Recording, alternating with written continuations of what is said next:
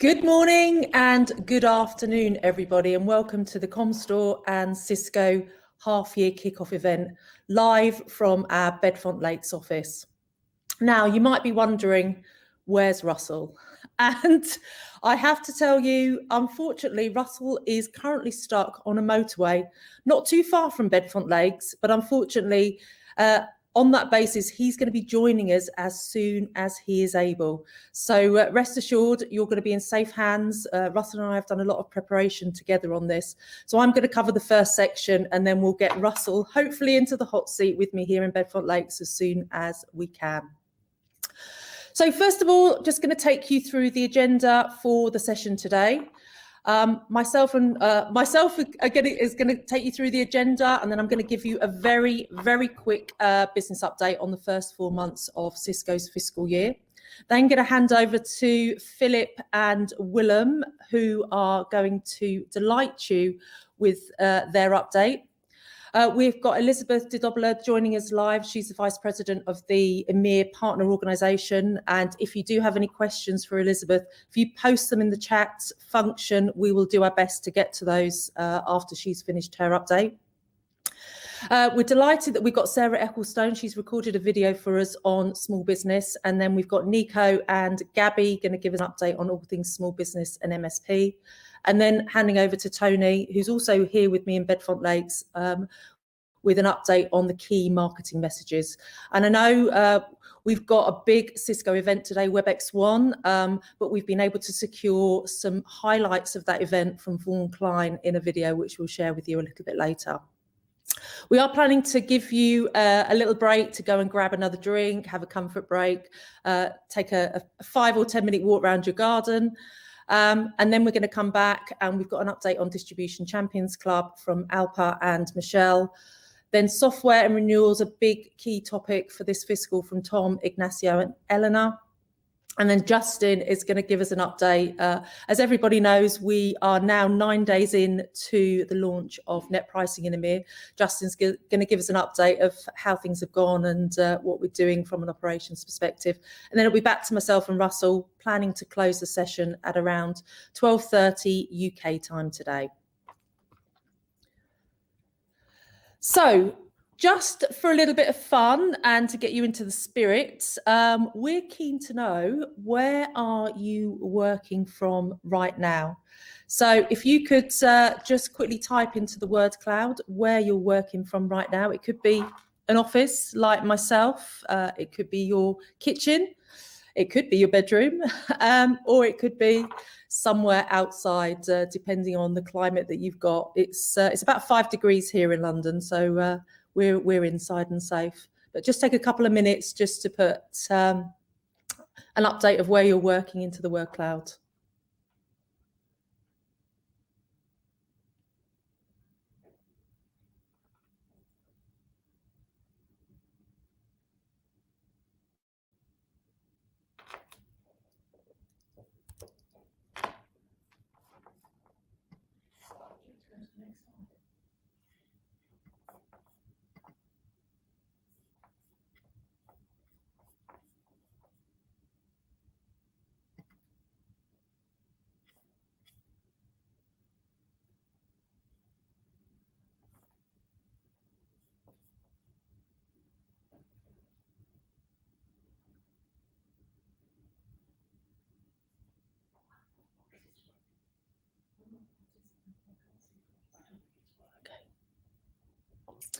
All right, I'm not sure if that worked or not, if you guys could see it, but hopefully we've got a few more of those coming up later in the session. So maybe we can add that one back in later.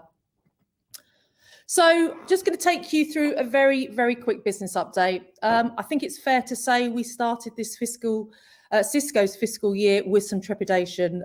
We were deep into a global pandemic. I submitted a forecast for Cisco's FY21 and it was double-digit negative growth. And Comstor were not alone in that sentiment. This was common across all of our partners. I'm pleased to say that my forecast accuracy was rubbish. We are, after 4 months, tracking at negative 1% growth on the business. Now, I know negative numbers are nothing that we don't generally want to celebrate, but from where we've come from to where we are today, that's a really, really great performance. Comstor are still delivering records for Cisco in security, in services, and also recurring offers. So let's keep focused on the growth areas and accelerating hard.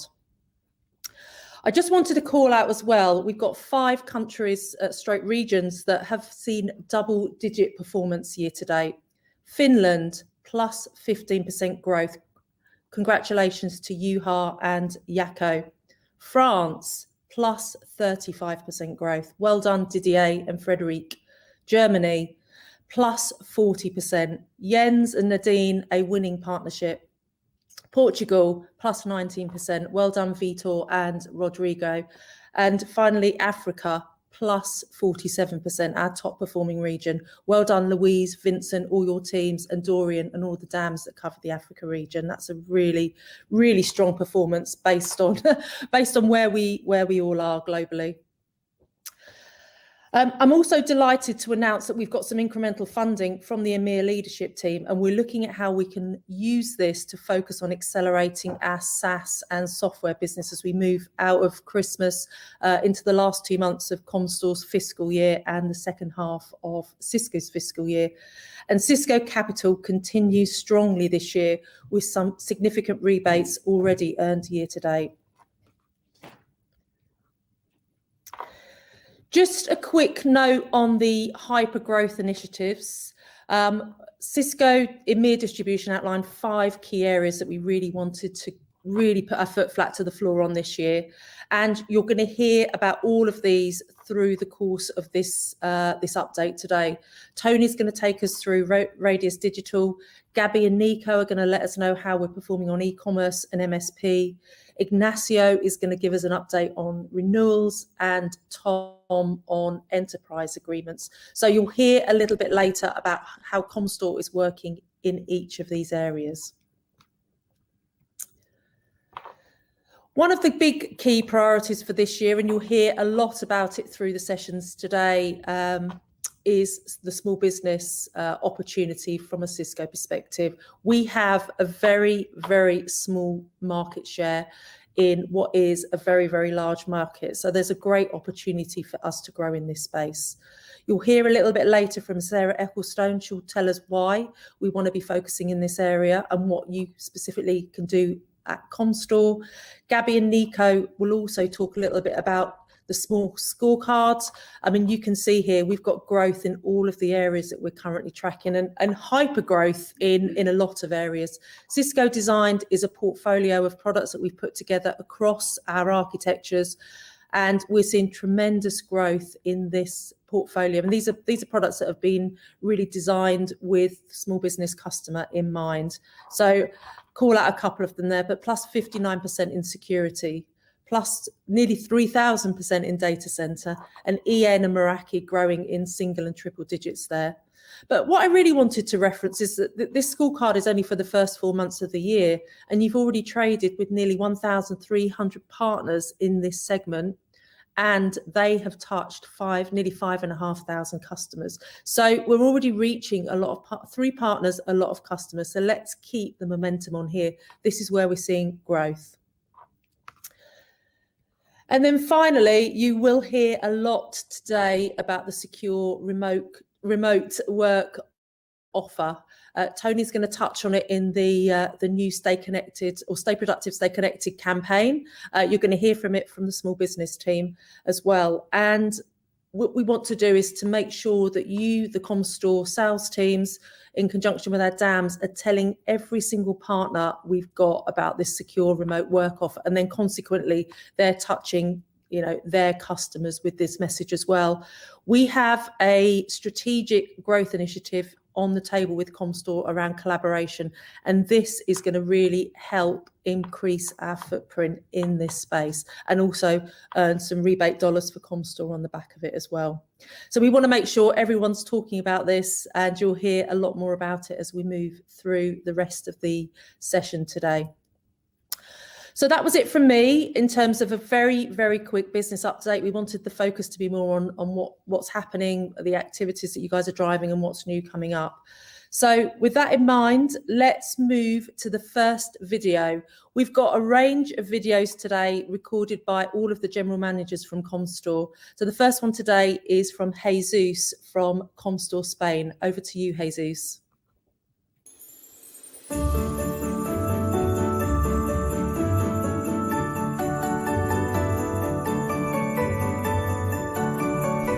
Margin improvement has been the priority number one for us during the first half of fiscal year 21.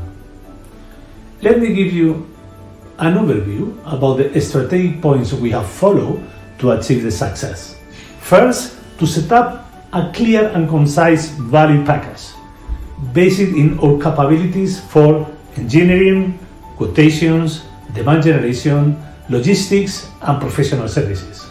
Second, selling this value package to Cisco, to the country managers, the directors, the managers, the account managers, and to everyone in Cisco, making sure they understand the value of Comstore and capturing some GPL points for us. Third, selling this value package to the partner ecosystem, ensuring they understand the Comstore capabilities, the differentiation from the competition, and always understanding how can we help the partners to fill the gaps they have in the day-by-day operations. In summary, we need to find our space in the business between Cisco and the partners, looking for some space for us, and that's the best way to ensure a path of growth and success. Thank you very much. Take care. Bye.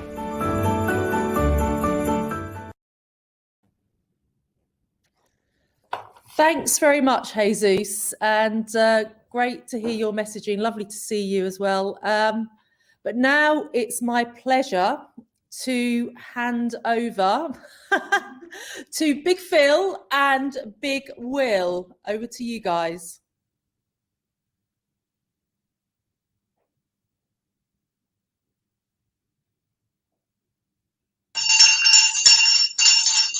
Hello, everybody. I hope everybody's doing fine. So it's my pleasure to be here today for this special event. It's the first time I think we're doing this virtually. I would have loved to visit you all personally and to be all together in a room, but unfortunately that's not possible. So I'm bringing today a very special guest or companion with me, my personal helper.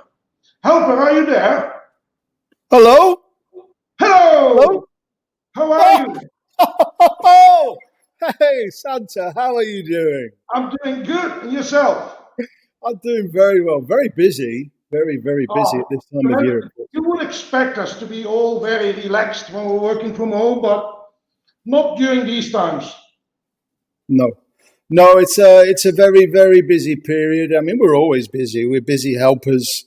We're helping our most valuable of partners out there. So we're extremely busy at the moment, more than ever in these very challenging times, Santa. Yes.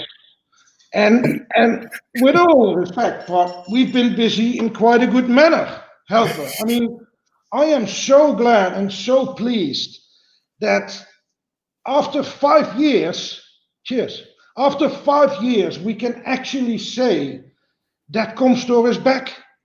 Because all you listeners and watchers and viewers, of course, it is 5 years ago that we started with the preparation of our BPO and SAP implementation. And very much that BPO, right, didn't fall very well. It didn't do much good for our business.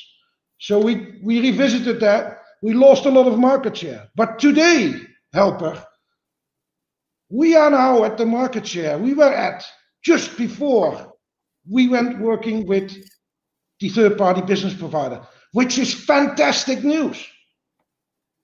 It's been Can I take my hat off? Willem, it's been fantastic. You're definitely back. I do want to say a huge thank you to you and your entire team in what has been probably the most challenging period for all of us in our careers over the last 9 months. If we look back 9 months, we had no idea what we were staring down. And, there was massive concern, and rightly so. But as we look back on what we have navigated through, you guys have just done a phenomenal job. And as you say, you are back. We were looking, and Katie referred to it earlier, we were looking at a forecast of Q1 of a double-digit decline, around 12%, which was our forecast 8 months ago. Q2, our forecast was up to negative 20% decline. Now, in Q1, products and services, we were in growth of 2%. Never, ever would have forecasted that. And in the first 5 weeks, we're about flat. So it's unbelievable the way in which we've navigated. You've helped us navigate through this. And that's just down to you and your team's tenacity, hard work, agility, back to basics, the whole recruit, enable, grow. Phenomenal job. Thank you. Thank you very much, Phil. And I've recorded this, so I can replay it over the next couple of months. So no, but let's be honest. This is not something we are doing alone. We're doing this with all of you guys from Cisco, our partners in crime, right? And this is a joint venture. This is a collaboration exercise which we're doing. And, our partnership is unique. Now, everybody has contributed to this. Our people within the Comstor business, but your people within the Cisco organization. There are some countries which have done an outstanding job, right? And that's been recognized by some of the awards which we had at the Virtual Partner Summit, right? I would just like to flag the awards in the Middle East, in the UK, right? Our biggest country, Clive and team, fantastic.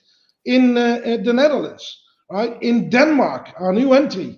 And then, of course, the social award. I mean, it's just fabulous. I hope I don't miss one here, but it's just a fabulous result, fantastic performance of all of you. And I, from the bottom of my heart, want to thank everybody for helping us accomplish this together. Let's talk a little bit about what we're going to do in the future, Phil. Yes. Well, actually, sorry, first of all, Willem, on that bit, I mean, that just shows that you guys are not sort of that one-trick pony, right? That you've got performance across EMEA, first of all. So congratulations to all of those winners. Yeah, when we look at the future, and you will have heard this at the Partner Summit, hopefully you attended the first Virtual Partner Summit. Now, I don't want to talk too much about, we're joined by Elizabeth very shortly, but we will talk about profitability, agility, and relevance. But one of the things we do need to do is ensure that, one, you are profitable, right? And we've got to have the right robust programs to support you. And you've actually done a very good job. If you look at Q1, your performance in the Grow program was plus 26%, plus 20% in rebates. And that was plus 16 on product and plus 82 on service. So you did a great job in the profitability program. One of the things Katie mentioned is that we've got an incremental investments for you, around $1 million incremental on top of what we would normally be investing. And one of the reasons we've been able to justify that is because we have come back to a target-based grow program. Now, those targets are reflective of the market. We think they're very fair, very reasonable. There's absolutely opportunity for you to continue to earn strong rebates. But having a number allows us to go back to the company and say, well, we want to stretch even further, right? In a reasonable way. And that came then with incremental money. So you got $1 million. So profitability is critical so that you can make the right investment decisions, Willem. Yeah, and in talking about that profitability, when we started the year, and that was even before COVID, right? We knew that we had to do something in regards to the efficiency in our business. we had an order process which was probably around 72 steps, and it would take about 130 minutes to basically push an order through our system. And we all knew that that was wrong, right? We knew it when we went live with SAP, but all our processes were built on working with a third-party BPO. And when we reversed that 2 years ago, we said, now we need to rebuild our business and make new processes. And we have done a fantastic and fabulous job, because profitability, as was also shared by Olivier during the virtual partnership, is important, because if we spend the dollars, in the right things, which is very much customer focused and vendor orientated, right, instead of on back office activities, right, then we can be more successful. And we've actually managed to get a massive improvement in our processes, and there's much more to come. And I think later on, if I'm not mistaken, Helper Justin is going to talk a little bit more about what we're doing there. And I don't want to take all his words away and all the surprises, but ultimately our goal, and trust me, we are this close to having a zero-touch quote, fully automatic. But more from that later on. So what else is on the radar, Phil? Well, I think you mentioned, I just want to echo what you said there. Agility is critical, right? And being agile and being efficient and productive, and the investments which you're making will allow your salespeople to be more agile, more efficient, more productive. We talk about being future-proof, being digital ready, and that's exactly what you were doing. That's how you're investing to make sure that you are future-proof. Katie spoke about the hypergrowth initiatives. Those hypergrowth initiatives are going to be critical to driving double-digit growth. They're very much aligned to small business, but we're already starting to see the fruits of that. The performance that we've seen so far initially was very much in the public sector business, not surprisingly, because a lot of governments were investing in the public sector. So that was shoring up, propping up the business. And commercial was challenged. But what we have seen is commercial come back and small business come back. We just had to look outside our front door and small businesses were closed, right? It's been very, very difficult. But the opportunity is massive, like what Katie said. And we're actually returned to growth in small business in Q1, and we are continuing in growth, single-digit growth in Q2. So I think those hypergrowth initiatives are going to be critical in driving that. A new one, by the way, is around SaaS. So that's going to be a new hypergrowth initiative, which you'll hear about. So it's very exciting. So being agile is also all about embrace new route to markets, right? And for example, the MSP. And so later on, Nico and Gabi, I'm sure we're going to talk about small business in general, but also the MSP investments which we have made and more to come, right? They are a testimony of us aligning, or at least attempting to align to the strategy set out by Oliver and Andrew and yourself. And I agree, it is extremely important that we continue to do that. We'll talk about small business later on with Nico, right? And we'll talk about the small business portal, right? Because doing e-com, for example, is more than just allowing a reseller to actually buy something online. It is much more about the value surrounding that whole portal and helping and enabling those partners to be successful in that small business market. Now, you've also mentioned SaaS.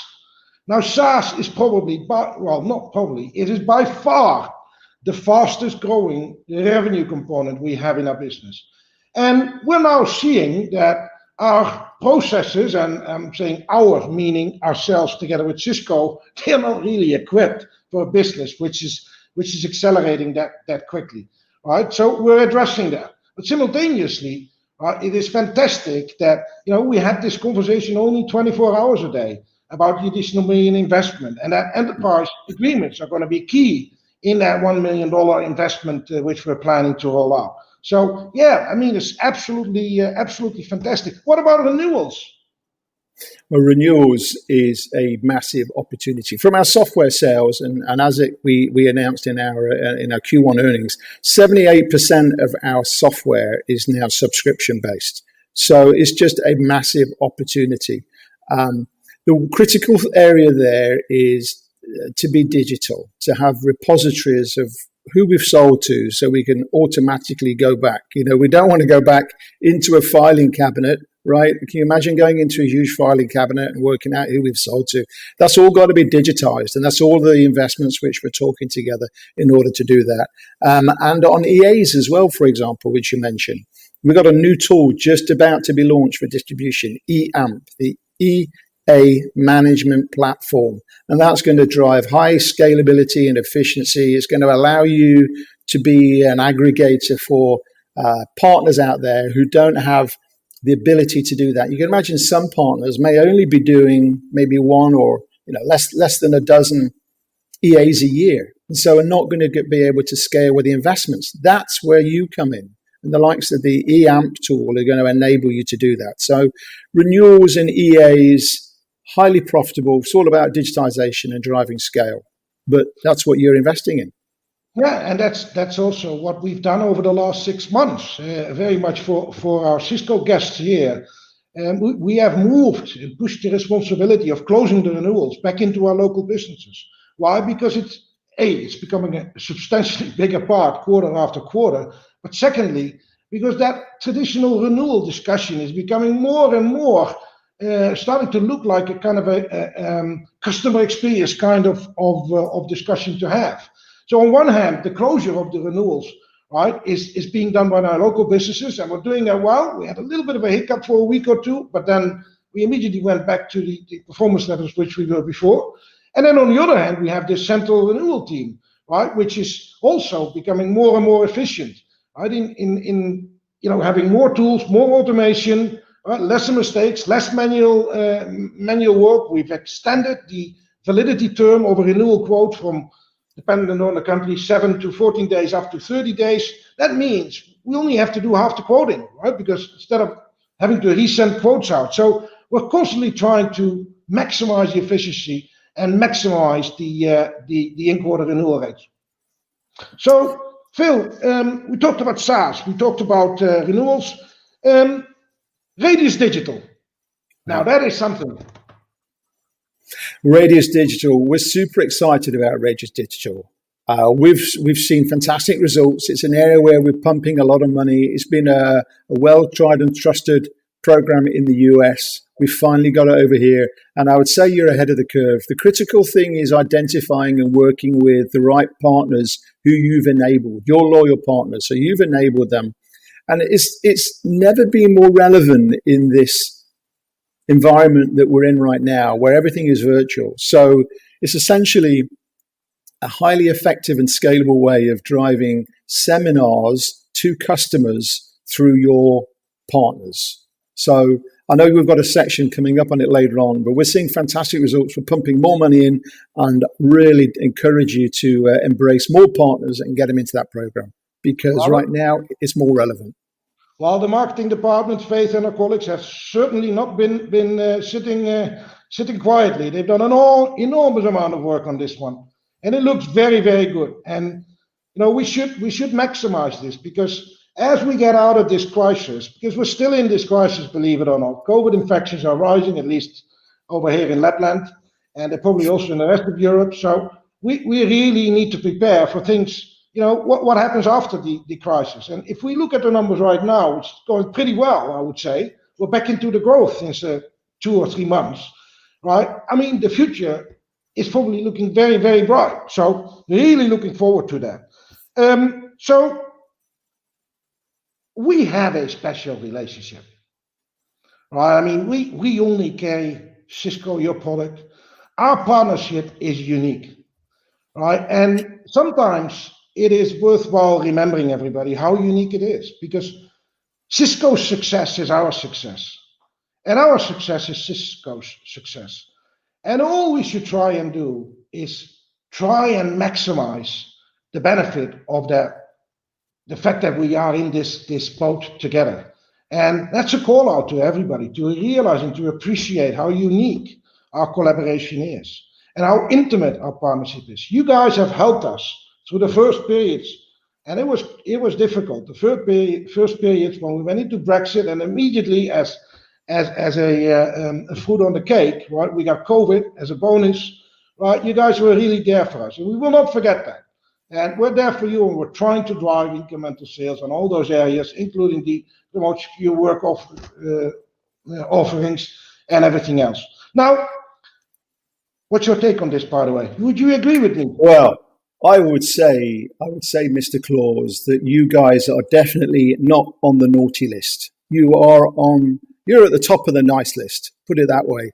But in all seriousness, partnerships are critical in driving success. And our partnership has never been stronger. And the way in which you've navigated through these challenges, through financial challenges our partner and channel have faced, the programs that you've embraced and delivered to the two-tier partner community has been phenomenal. So our partnership has never been stronger.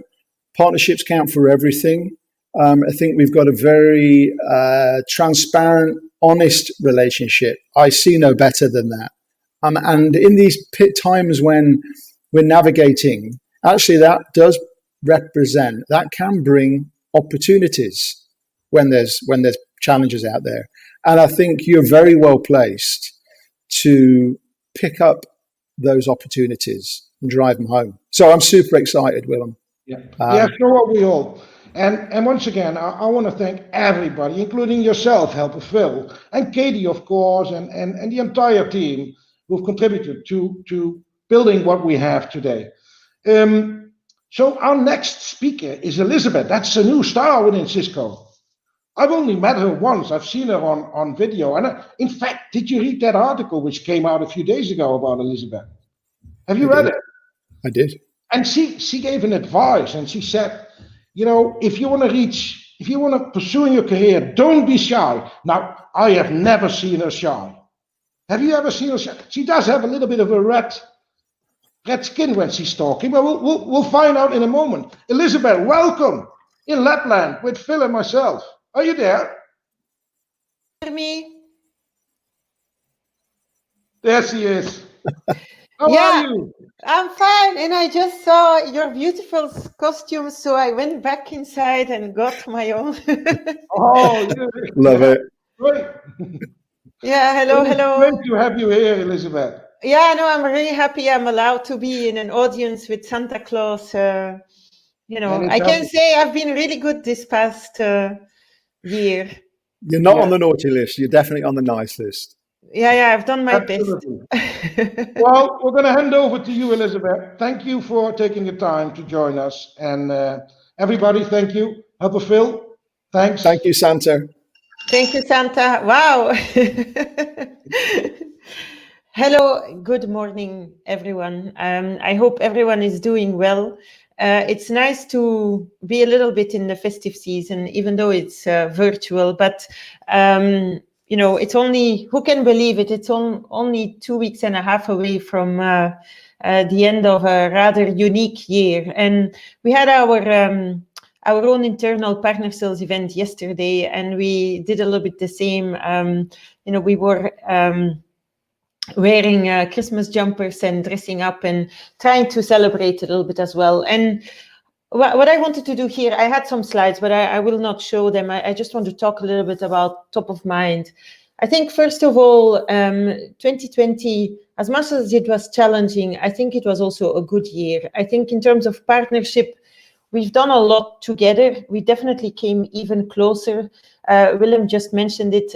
We've met only a couple of times and definitely not in person, but at the same time, every single meeting we've had was a very pointed one, because initially we met, I think, back in March, and very quickly we had to discuss supply chain issues, cash flow issues, how to deal with financial pressure, COVID relief measures, etc. And as we navigated through that, I think it was also a test of partnership, and it also proved that our partnership is in fact really strong.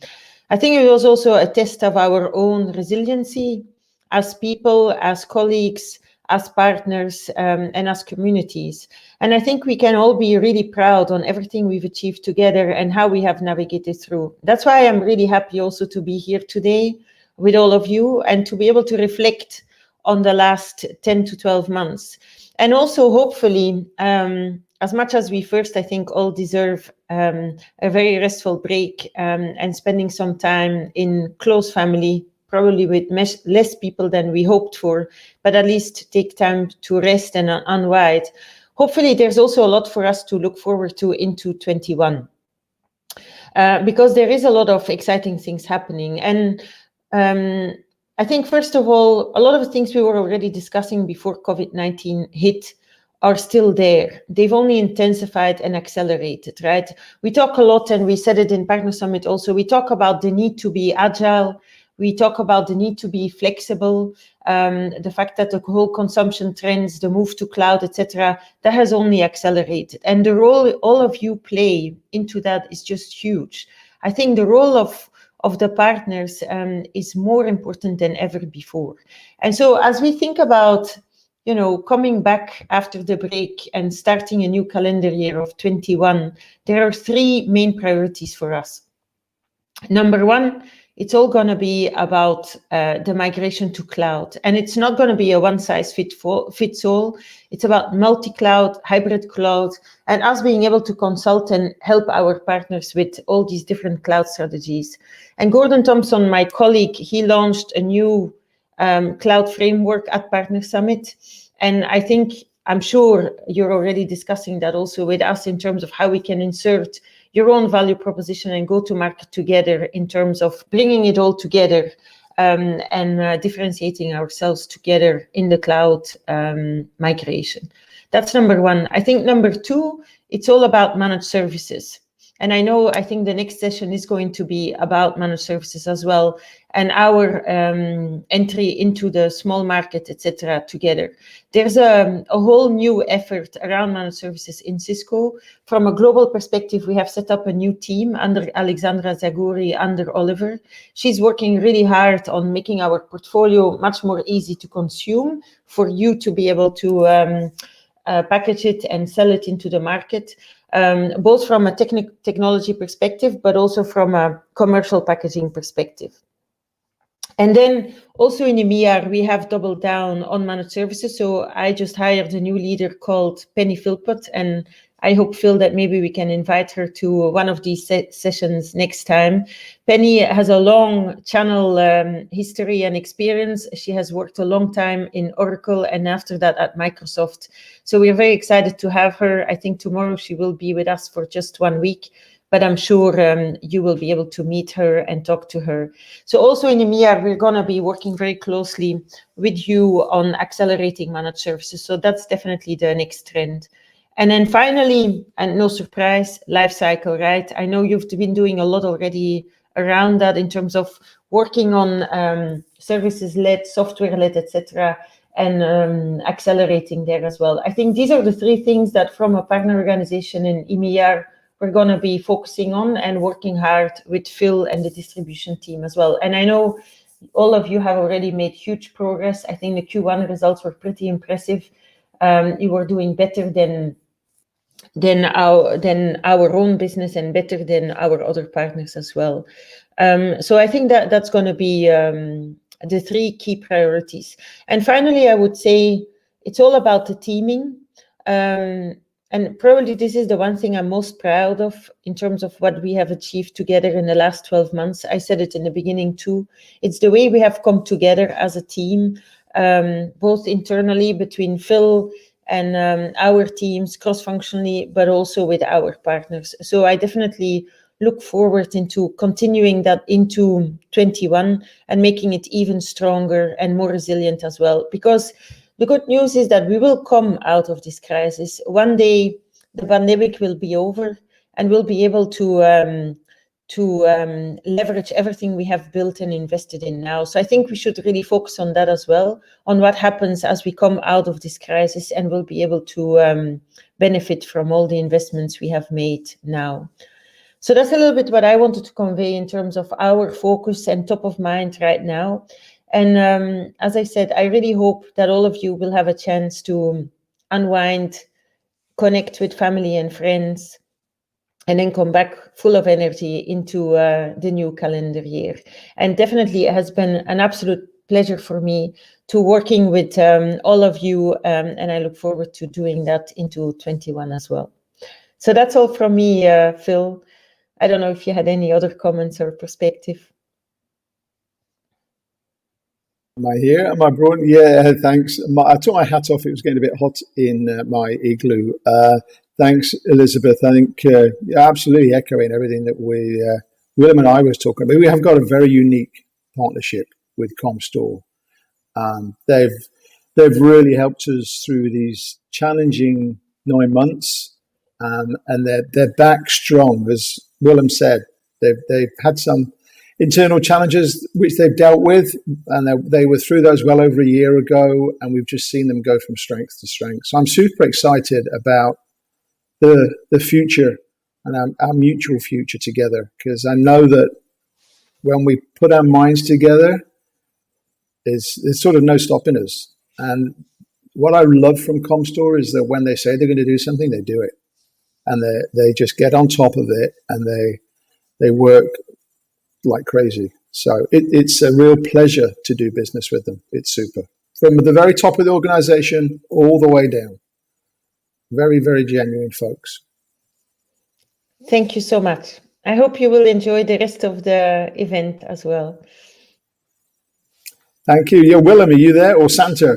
Or Katie? Katie, have you been joined by Russell as he got off the M3? I am here, and I've been recording all these compliments. I'm going to play them every day. So you should. What do we got in store next, Santa? I don't know if Russell has been able to get off the M3. I think we're going to get a video from one of our team members, if I'm not mistaken. But are there any questions on it from the audience for Elizabeth? Did anything come through? Not yet. So I have a question for you, Elizabeth. I need to find one right now as I speak. But you said that, we will get out of this crisis, and we will. Of course we will. And it may take another 3-6 months, but we will get out of it. But when we look currently at what's happening in the marketplace, we saw that because of COVID, certain segments in our business showed massive growth where you saw massive decline or hesitation on other segments, right? We saw an increase on security. We saw an increase on specific collaboration solutions, of course, but we saw a decrease on enterprise networking and data center solutions. Yeah. What do you think, as we get out of this crisis, do you think that we'll get a catch up or we'll return to normal growth again? What's your expectation? No, that's a very good question, and we are debating that internally as we speak. I think overall we do expect to see some picking up again, but I would think it probably depends then on which segment and which type of customers, right? I think that's the overall sentiment, but yeah, we do think that we will see some of it recovering. I don't know, Phil, if you have any other comments on that. I think it will depend a bit on the types of industries and customers. Yeah, I think I would add, Willem, on that, as I said earlier, commercial and specifically small is back sooner than we were expecting. As I say, a barometer is what you can see on your high street, and it is very, very challenging out there. But we're back to growth in small business, albeit very small, single digit. We never predicted that. So I think that's because. May I also comment on our forecast? Katie alluded it to earlier. We keep overachieving on our forecast. So I think that talks about a little bit of pessimism out there. So we need to get our confidence back. And also what we're seeing is that the old story of, we beat our forecast because deals were pulled forward. I'm not believing that. I think it's our run rate has increased. And because we can't see it, because it's run rate, it's not being forecasted. And again, that comes back to confidence. So we're seeing a lot more smaller deals. I think the HGIs are getting traction. We're driving growth in our small business portfolio. So I think there's many things which are actually, because of our hyperactivity and what you've been driving, are now starting to deliver results. So some areas are going to be challenged, as you say.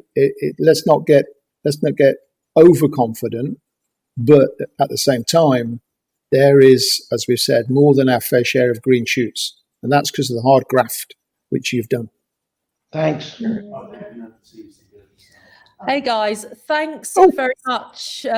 Thanks, Elizabeth. That was a really, really good update for the team, and great that we got some live Q&A for you with Santa and one of his little helpers as well. But thank you to the three of you. You know, we've talked. You guys have talked a lot this morning about profitability, how Comstore are really executing strongly, and as a result, the profitability within their business is coming back. We talked about all of the opportunities for the future, including the ones you talked about, Elizabeth, journey to the cloud and managed service provider. And we'd definitely like to get Penny on a call as soon as she's got her feet under the table, so to speak. So we'll look to get that set up, hopefully in the new year. And yeah, I mean, William, you talked a lot about what the journey that Comstore's been on over the last 5 years, and absolutely you're back to where you were 5 years ago, but massively stronger now with your SAP platform and the opportunity it affords you now with the automation or further automation you can bring to the business.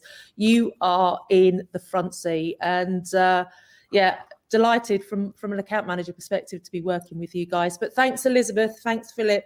Thanks, Willem. Really appreciate your time today. And we're going to move now to a video from Louise in South Africa. Thank you.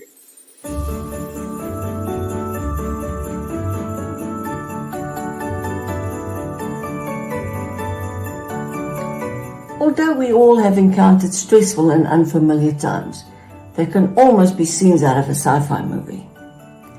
I am very proud and honored to be part of the Comstore Southern African team. As my team managed to mobilize within 3 days to work 100% remotely, they also embraced our revised strategy, and that enabled us to increase the team's overall productivity by at least 20%. Each account manager was tasked to analyze their partner landscape. I did focus partners, kickstart joint growth plans with these partners. By focusing on things that we can control, has helped us through this challenging time, and I'm confident we will all come out stronger on the other side.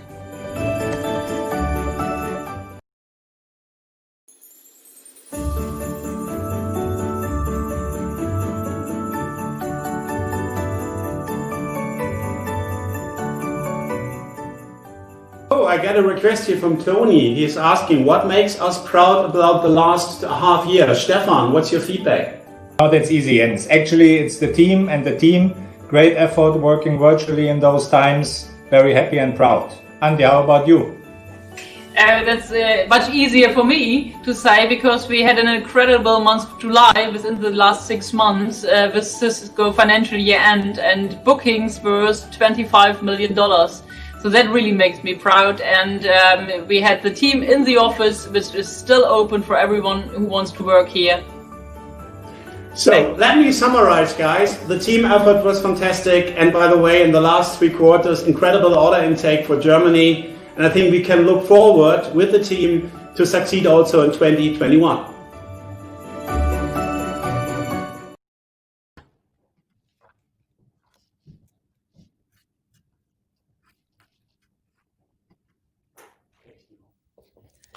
Hey, and welcome back. Thanks, Louise, and thanks, Jens and Stefan and Anya, for your videos there. It's really good to hear from you, and it's so lovely to see you as well, in video person. So we're going to move to another word cloud now, and this is more of a real question. Really keen to get some feedback here. So in your daily work life, which business topic do you find yourself working on the most? Is it small business, managed service provider, collaboration, security? So if you just type into the word cloud, and we'll see what comes out the other side.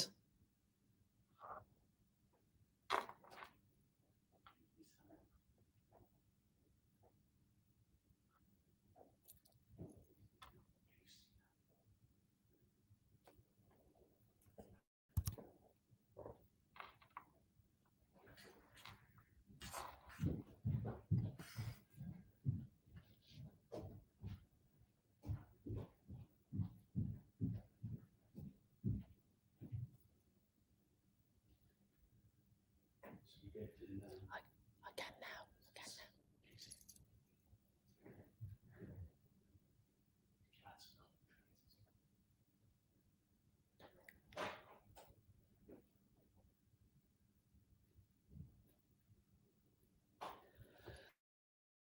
So it looks like small business is coming through very, very strongly, but also managed service provider, SaaS, Renton. I wouldn't consider Renton a business topic, so maybe Renton, you put that in yourself.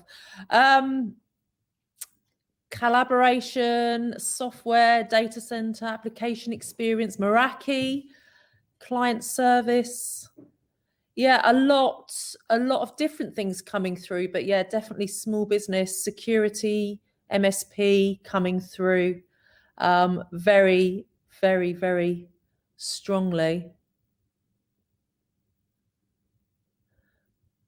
So I think actually that's actually a great segue with small business being top of mind with every one of you. So great now to be able to introduce Sarah Ecclestone, who's pre-recorded an update specifically for this event and for the Comstore team. So let's hand over to Sarah on the video, please, guys. Hello Comstore, and thank you very much for inviting me to your mid-year meeting. Small business is very important to us here at Cisco because we recognise that it's an enormous market, over $5 billion in EMEA alone, but our market share is so small compared to other segments here at Cisco, which means even if that $5 billion market shrinks due to COVID or for any other reason, we still have lots of room and opportunity for growth because our market share is so low. And indeed, that is exactly what we're seeing happening this year, where we did see growth in the first quarter in small business here at Cisco, despite all the things that are happening in the world right now. Now, why is that? Well, it's because here at Cisco, we sell the very things that small businesses need and needed in order to adapt and be more agile in this new pandemic world. So, for example, we're very clearly seeing that small businesses were buying less hardware, less networking than we've seen before, which makes sense. Why buy an on-prem fixed network for premises that you're locked down from and not allowed into? And instead they were buying things or needed things that allowed them to work securely from anywhere. So security licenses, Umbrella, Duo, as well as, of course, conferencing. Our WebEx conferencing is in massive growth. So all of these things enable you to work from anywhere, your conferencing ability, your collaboration ability, your ability to VPN in, firewalls grew for the same reason, your ability to do all of your web security, authenticate users logging in from anywhere with Duo. This is what customers needed, and this is exactly what Cisco sells, hence the growth and hence the opportunity. Now, to help with this, we came up with the Secure Remote Work Offer, which is a grouping of the WebEx, so WebEx calling, WebEx meetings, WebEx Teams, and WebEx messaging, plus your Duo and your Umbrella and your mailbox defense, email defense for small businesses with Outlook. And we've put those together into a secure remote work offer with a list price of $29.99. We launched it at Partner Summit, and we are looking to drive that as much as possible in Q2 and Q3 of our fiscal year, so in the next 6 months, to really help those small businesses work any way they want to, from anywhere they want to. Now that's great, but we do also recognise that overall small business needs to change in a bigger way if we're really going to address this market and serve this market properly and well. How we sell right now is very much the big Cisco model that works for enterprise and public sector and commercial big accounts, and we've tried to shrink it into small business as much as we can. But that's a little bit like fitting a square peg in a round hole sometimes, and we recognise we've actually got to completely reinvent some new go-to-markets and some new ways of meeting our customers. So you're seeing a lot more online, you're seeing a lot more e-commerce, you're seeing Amazon, we're starting to sell on Amazon in some of the countries around EMEA. This is just the start of some of the things we're trying to do in order to be more agile and be more able to address the really, really small businesses, the ones that spend 10K, 20K, not 200K. So true small businesses. And we're reimagining how to do that. And you're going to be seeing much more from us on that in the next 12 months. Of course, no matter what it is, it will always need distribution. We've still always got to get that kit out there, and that's where you come in. And you really do so much for us in the small business space. So let me say again, a massive thank you for having me at the meeting and giving me an opportunity to say this. A big thank you for everything you do for Cisco, and in particular, a big thank you for everything you do for small business. Thank you, and have a great mid-year meeting.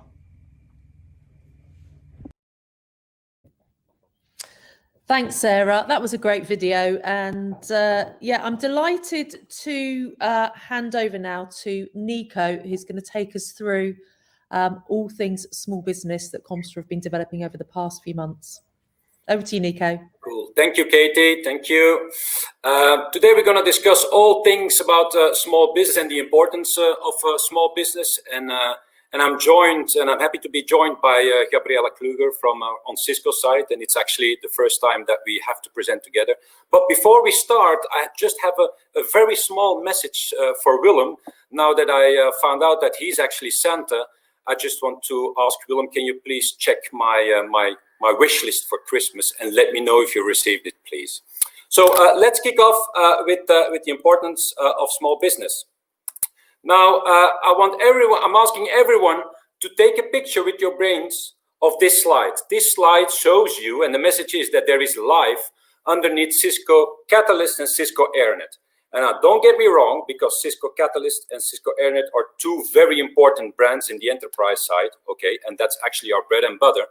But what I want to emphasize on is that there is an entire portfolio, the small business or the Cisco design portfolio underneath that is also important as soon as you start to work with small business end customers. That entire portfolio is now being simplified by Cisco.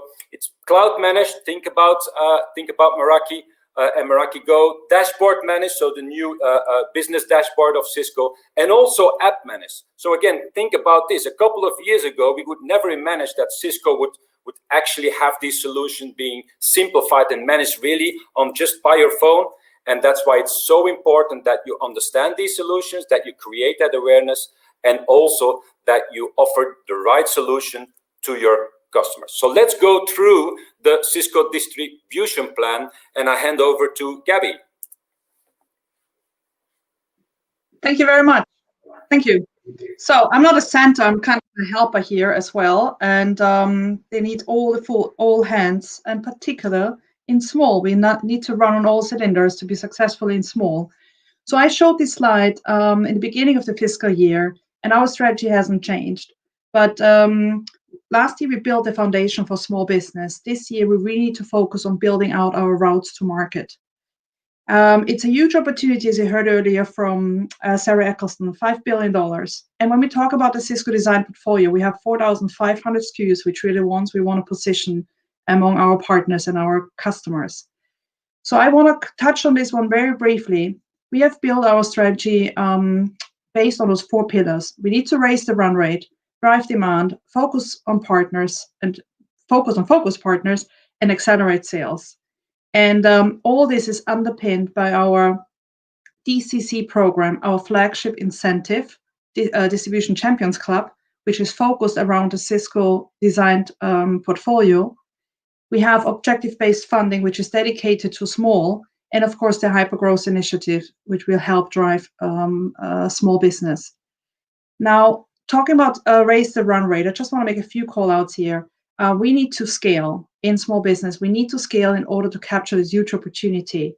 And one of the programs we really need to utilize, and this is a call to action, is Fast Track for quick pricing for volume products. When you take all those volume products, 19% are through Fast Track. There is a bit of space for improvement. In terms of e-commerce, that might be something for you for H2. E-commerce platforms, we need to build them out. We need to be visible with our products. They need to be accessible. They need to be audible. Nico also said we have Cisco business products, new products in the market. Please help with the transition from the legacy SPTG product to the new Cisco business products. Soon to come routers in early January, February timeframe. In terms of driving demand, Cisco designed for business portfolio, as I said, there are 4,500 SKUs which we can position. And it's something we need to position in every time we go to an event, every time we present. Cisco Design for Business is the portfolio to position. There's a lot in there for everyone. It's a huge portfolio, as said. I will not touch on small business renewals because they will be covered later on by Gabby. Focus partners, I do want to call out our business intelligence. I do know you all use it, but there is also a new dashboard on secure remote work, and we will cover that later on. And then on PHID, just to say, you have visibility, which are the partners who are only focusing on small, as an example. You have visibility, how many customers they have. You have visibility, how many deals they're registering, and what's the volume. So this gives you good indication, which are small business partners. And then, of course, one of the key things to call out is MSP. We will cover that again later on. We have a Cisco Cloud Managed Service program in place, and we have an express version. It will be integrated in the new provider platform coming soon, but the benefits will remain the same. It's an entry-level authorization for partners who have an appetite to become an MSP, and this is a huge opportunity. Maybe last not the least to say, this is our strategy going forward, and everything we do is built around those 4 pillars. And Nico, in the next slides, will talk about what has been done since we started talking about launching this campaign, our strategy slide. Back to, before we do that, just want to call out one thing, and we have seen it earlier.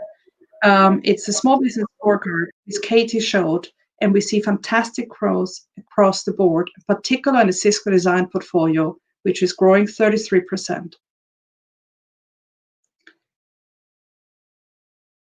Thank you. Thank you, Gabby.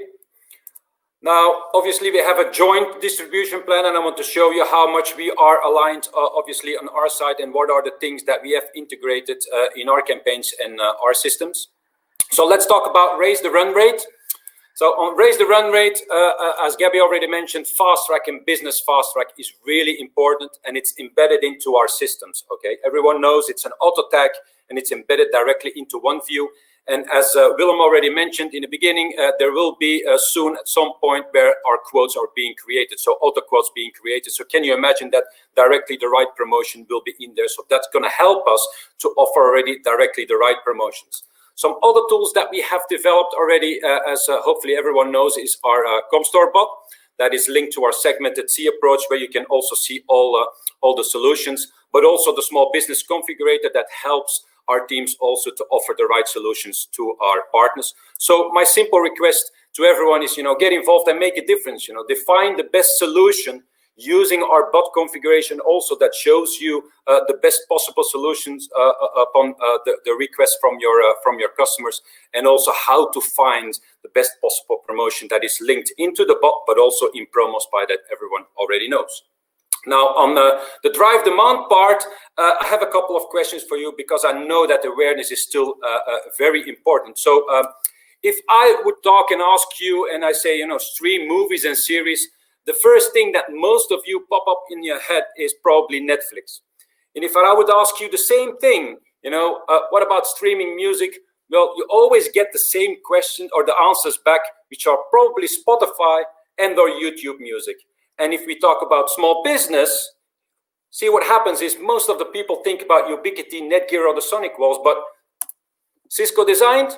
Not really, not all of you. And that's the aim that we still have. We do need to create that awareness, okay? Still keep on focusing, making sure that our partners know that there is an entire small business portfolio out there. And that's also what we did in our segmented C. We classified those products based upon how you manage these products. And on the right side, you see our like-for-like program, which is really the competitive attack that we can also do to address these two partners, because let's be honest, a lot of our partners are still doing these competitive brands if we want to make sure that they also start using Cisco. And then also focus also on the small business summits as part of our small business OBF plan that's happening also in Q2, and then also on the SB Express certification and so on. So again, for everyone on the call and all the sales teams, please make sure that you promote those SB summits, because that's helping us to create that awareness towards the partners. Talk about that design portfolio, talk about the like-for-like documents and the competitive products also, and also talk about the remote working offers that Cisco also has come out and that are also now in our Stay Connected, Stay Productive campaign that Tony will talk about later on. In terms of our focus partners, it all comes back to the same thing also as Willem and Phil already mentioned. It's all in the data. Your data is crucial, and it all sits either in DMP or in Partner Journey Dashboard, but specifically now also in DMP. You can see the partners that are small, active, and not security or low security, because this is also very important. Think about that entire cross-architecture portfolio. On our side, we have also created the Comstor Small Business Dashboard that also shows you the e-commerce queues, the DCC queues, but also the Cisco Designs queues. You can see partners that have not bought this before and so on. So please have a look into that file also. Competitive vendors, again, you'll see partners in Partner Journey Dashboard. You can directly see what are the other vendors that they are working with. So link that again to our like-for-like documents to help them to navigate through the Cisco solutions. And then really start with the ones that you already know, because all these partners we already know, so you already have a contact with them. So it's really about getting in touch with them, and also make sure that they recertify for the select certification. So my simple ask is also appoint a data leader. Many occasions it's a sales manager that can monitor things, also your architecture leads that are working not only on enterprise but also security, data center, and collaboration. So, and simply start the conversations with these partners. Talk about that entire small business portfolio that is out there, because that's still the number one thing we need to do, making sure that the partners are aware of this. And then obviously also accelerate sales. A couple of things that we are also doing internally is that express specialization is really important. Just to for everyone on the call, on the 23rd of November, we had a train-the-trainer session with all the leads in country, and also the technical people in all our countries, because Cisco has changed the content on the technical side. So it's now more up to date, and it also shows a bit more that entire Cisco small business portfolio. So all countries are now also ready to provide that small business express specialization now. So as you can see here, we still have a amount of partners that we still need to recertify before the end of this current Cisco fiscal. And it's really important, when people are getting recertified, they also are select certified, so they get recognized also on the Cisco partner portal. They have access to all the marketing tools, and they also are becoming eligible for the incentives. One of the important incentives or promotions is OIP, or the hunting promotion. So resellers can really lock their deals and get extra benefits. So simple request also for everyone is get into your data, ask, also work together with your DEMs to get the data from who are the partners that we still need to recertify, and talk them through all the benefits. Because the last thing you want to have is that you're working with a partner and that you're also in competitive mode on competitive brands, and that you find out that that partner is not certified, so not possible to log in your deals and get extra discounts to be more competitive.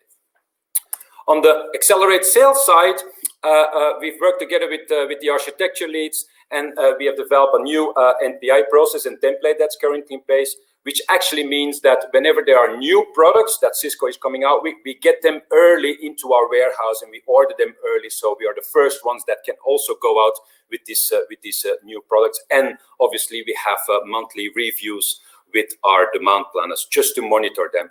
And what I would like to call out also is that whenever we have these new products in place, again, it's critical that we create that awareness. Otherwise, they just will be sitting on the shelf, and that's not what we want. And also, in small business specifically, push partner view, so our e-commerce platform, please.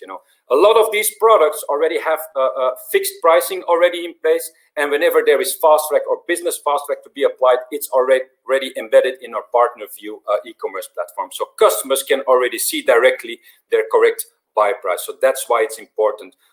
We really need to make sure that we have a low touch approach on these products.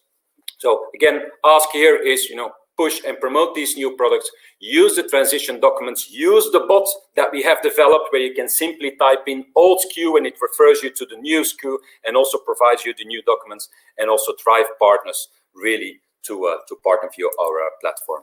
Again, overall, the Cisco design portfolio, because I still get a lot of questions, these are all the solutions that sit under the Cisco design portfolio cross architecture, and these are end-to-end solutions, security first, and also simplified management, which is really important because exactly that simplified management allows you to use these solutions also in an MSP format, which is also very important. So Gabby, talk us a bit through on why MSP is so important, please. Thank you, Nico. I think Elizabeth called it out earlier. You know, MSP is a must. It's not an option anymore. And we have entered the area of anything as a service. We at Cisco even call it the as a service imperative. It's really, we have 20,000 MSP partners out there in EMEA. And in our books, we have like 15,000 trading VARs who might have an appetite to become MSP. And the market is demanding it. We have to meet where the customers are.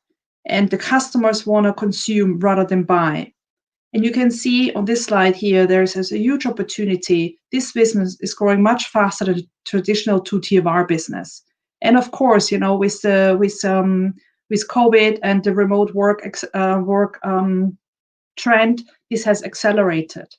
But the good news is, you know, we need to get the partners. We need to find the partners, but then we can get all of their customers. And it will also bring revenue, recurring revenues for us, for the partners, for yourself.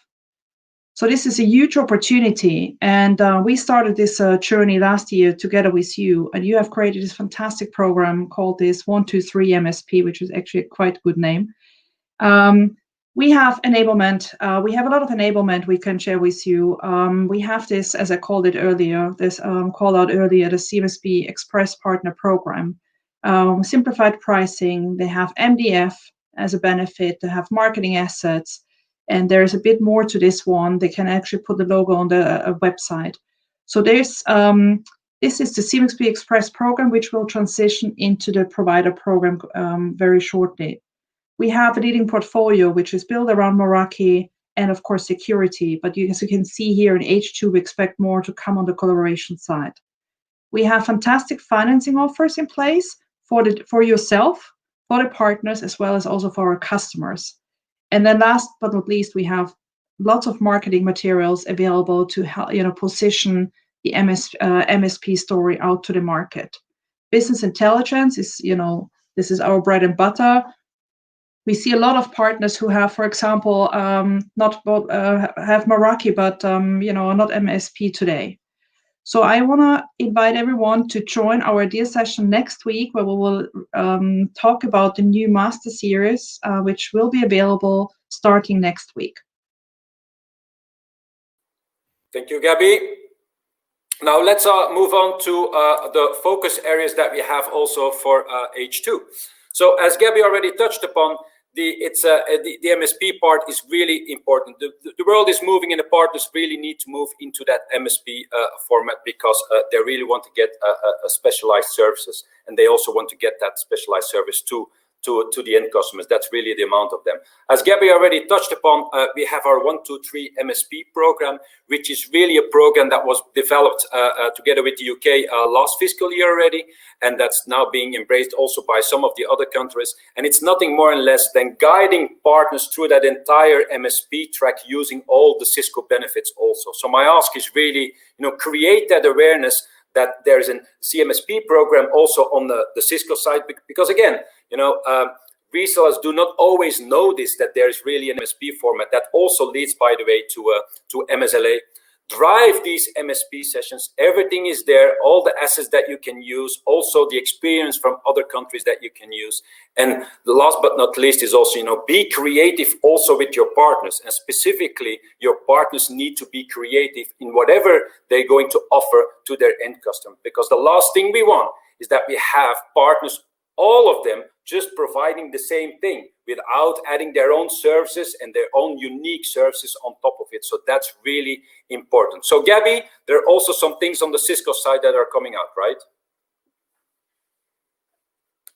So as I just said on the previous slide, we have this master series, which really I want to encourage everyone to take this videos, look at the videos, and just upgrade you or educate yourself. Leverage our toolbox, which we have created. Of course, there's more to come, more to expect in H2, and then help scale the awareness of Cisco MSP. I wanted to call out that we see fantastic growth in the small business space, 42% with the partners who are CMSB Express partners when focusing on Meraki and security. So really good growth as we see here today. Okay. Thank you, Gabby. One of the other important things, which is also very unique for us, for ComStore, is also all the trainings that we have developed. So again, please, and I know all the countries and the architecture leads are also focusing on this. Internally, we have developed our ComStore Cisco Cross Architecture Business Academy that we have already done internally, but as of Q3, we can also provide that externally. And that's really a good training to allow partners to understand that segmented C and also to make sure that they understand the complete different solutions in small business up to enterprise. Don't forget the Cisco SB Express certification, which is also important. Again, all our countries are now trained to also re-deliver them to partners. And then all the other trainings in the Meraki side, we have a complete Meraki Academy. So it does not only stop with the 360, but also specialized courses. And then we also have developed what Cisco already had as their DevNet courses. We have developed DevOps courses because, Python scripting, APIs, connections with Meraki, and all these kind of things are also very important for partners, also in an MSP format, because then they can really provide their own unique services. So again, make sure that you know these trainings, talk about these trainings also with your partners, and also offer these trainings to your partners so they really can get up to speed with the latest, greatest Cisco solutions.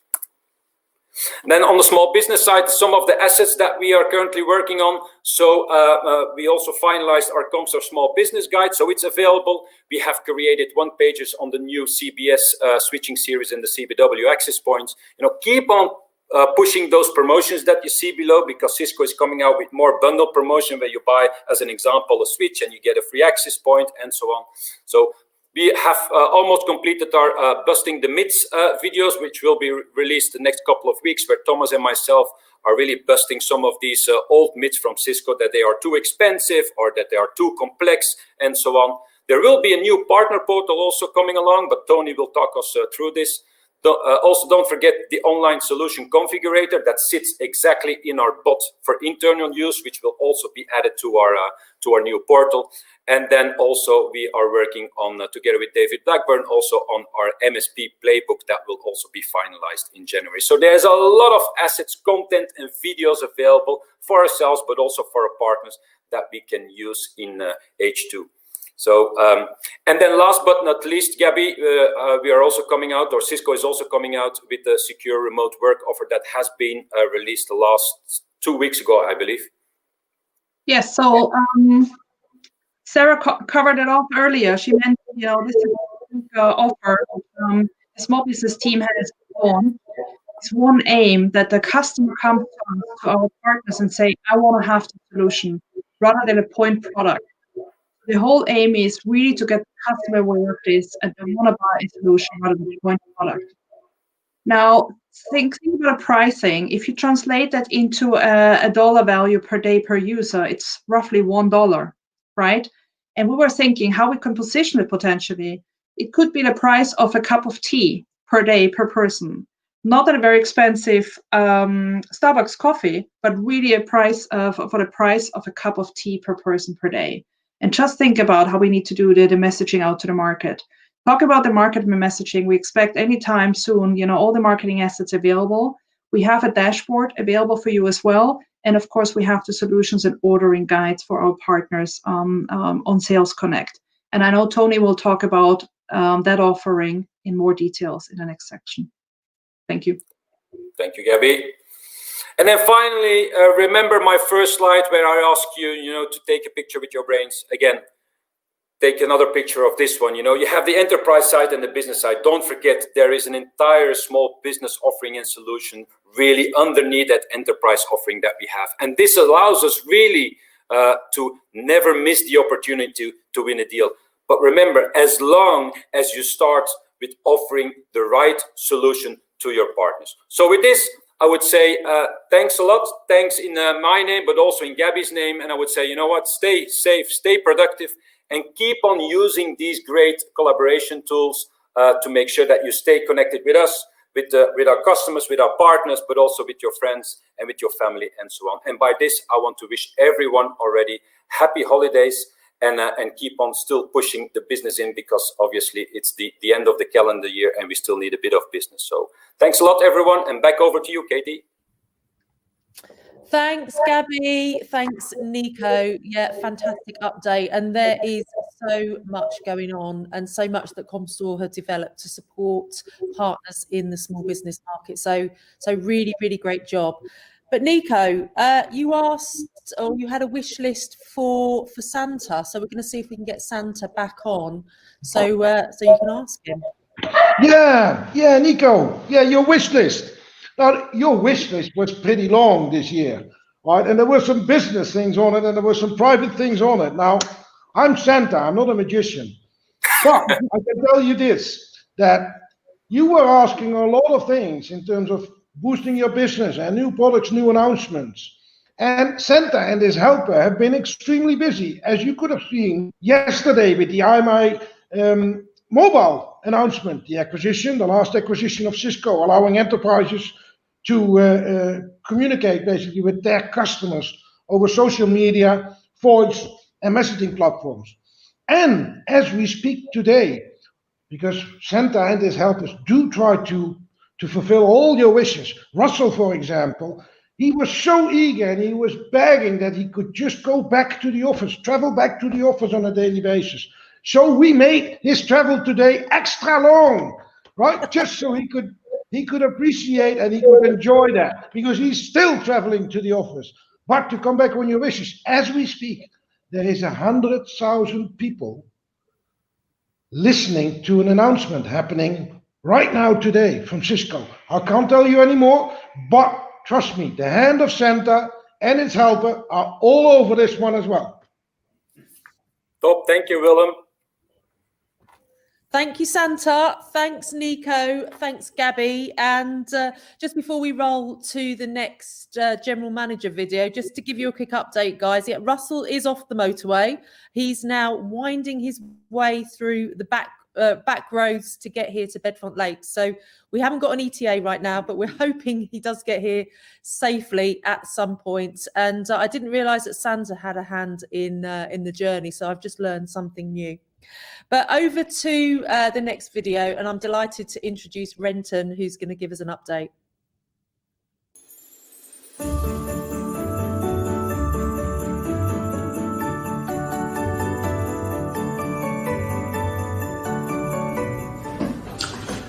This has been a year in which we've been truly tested. It's been a test of our mettle and our resilience.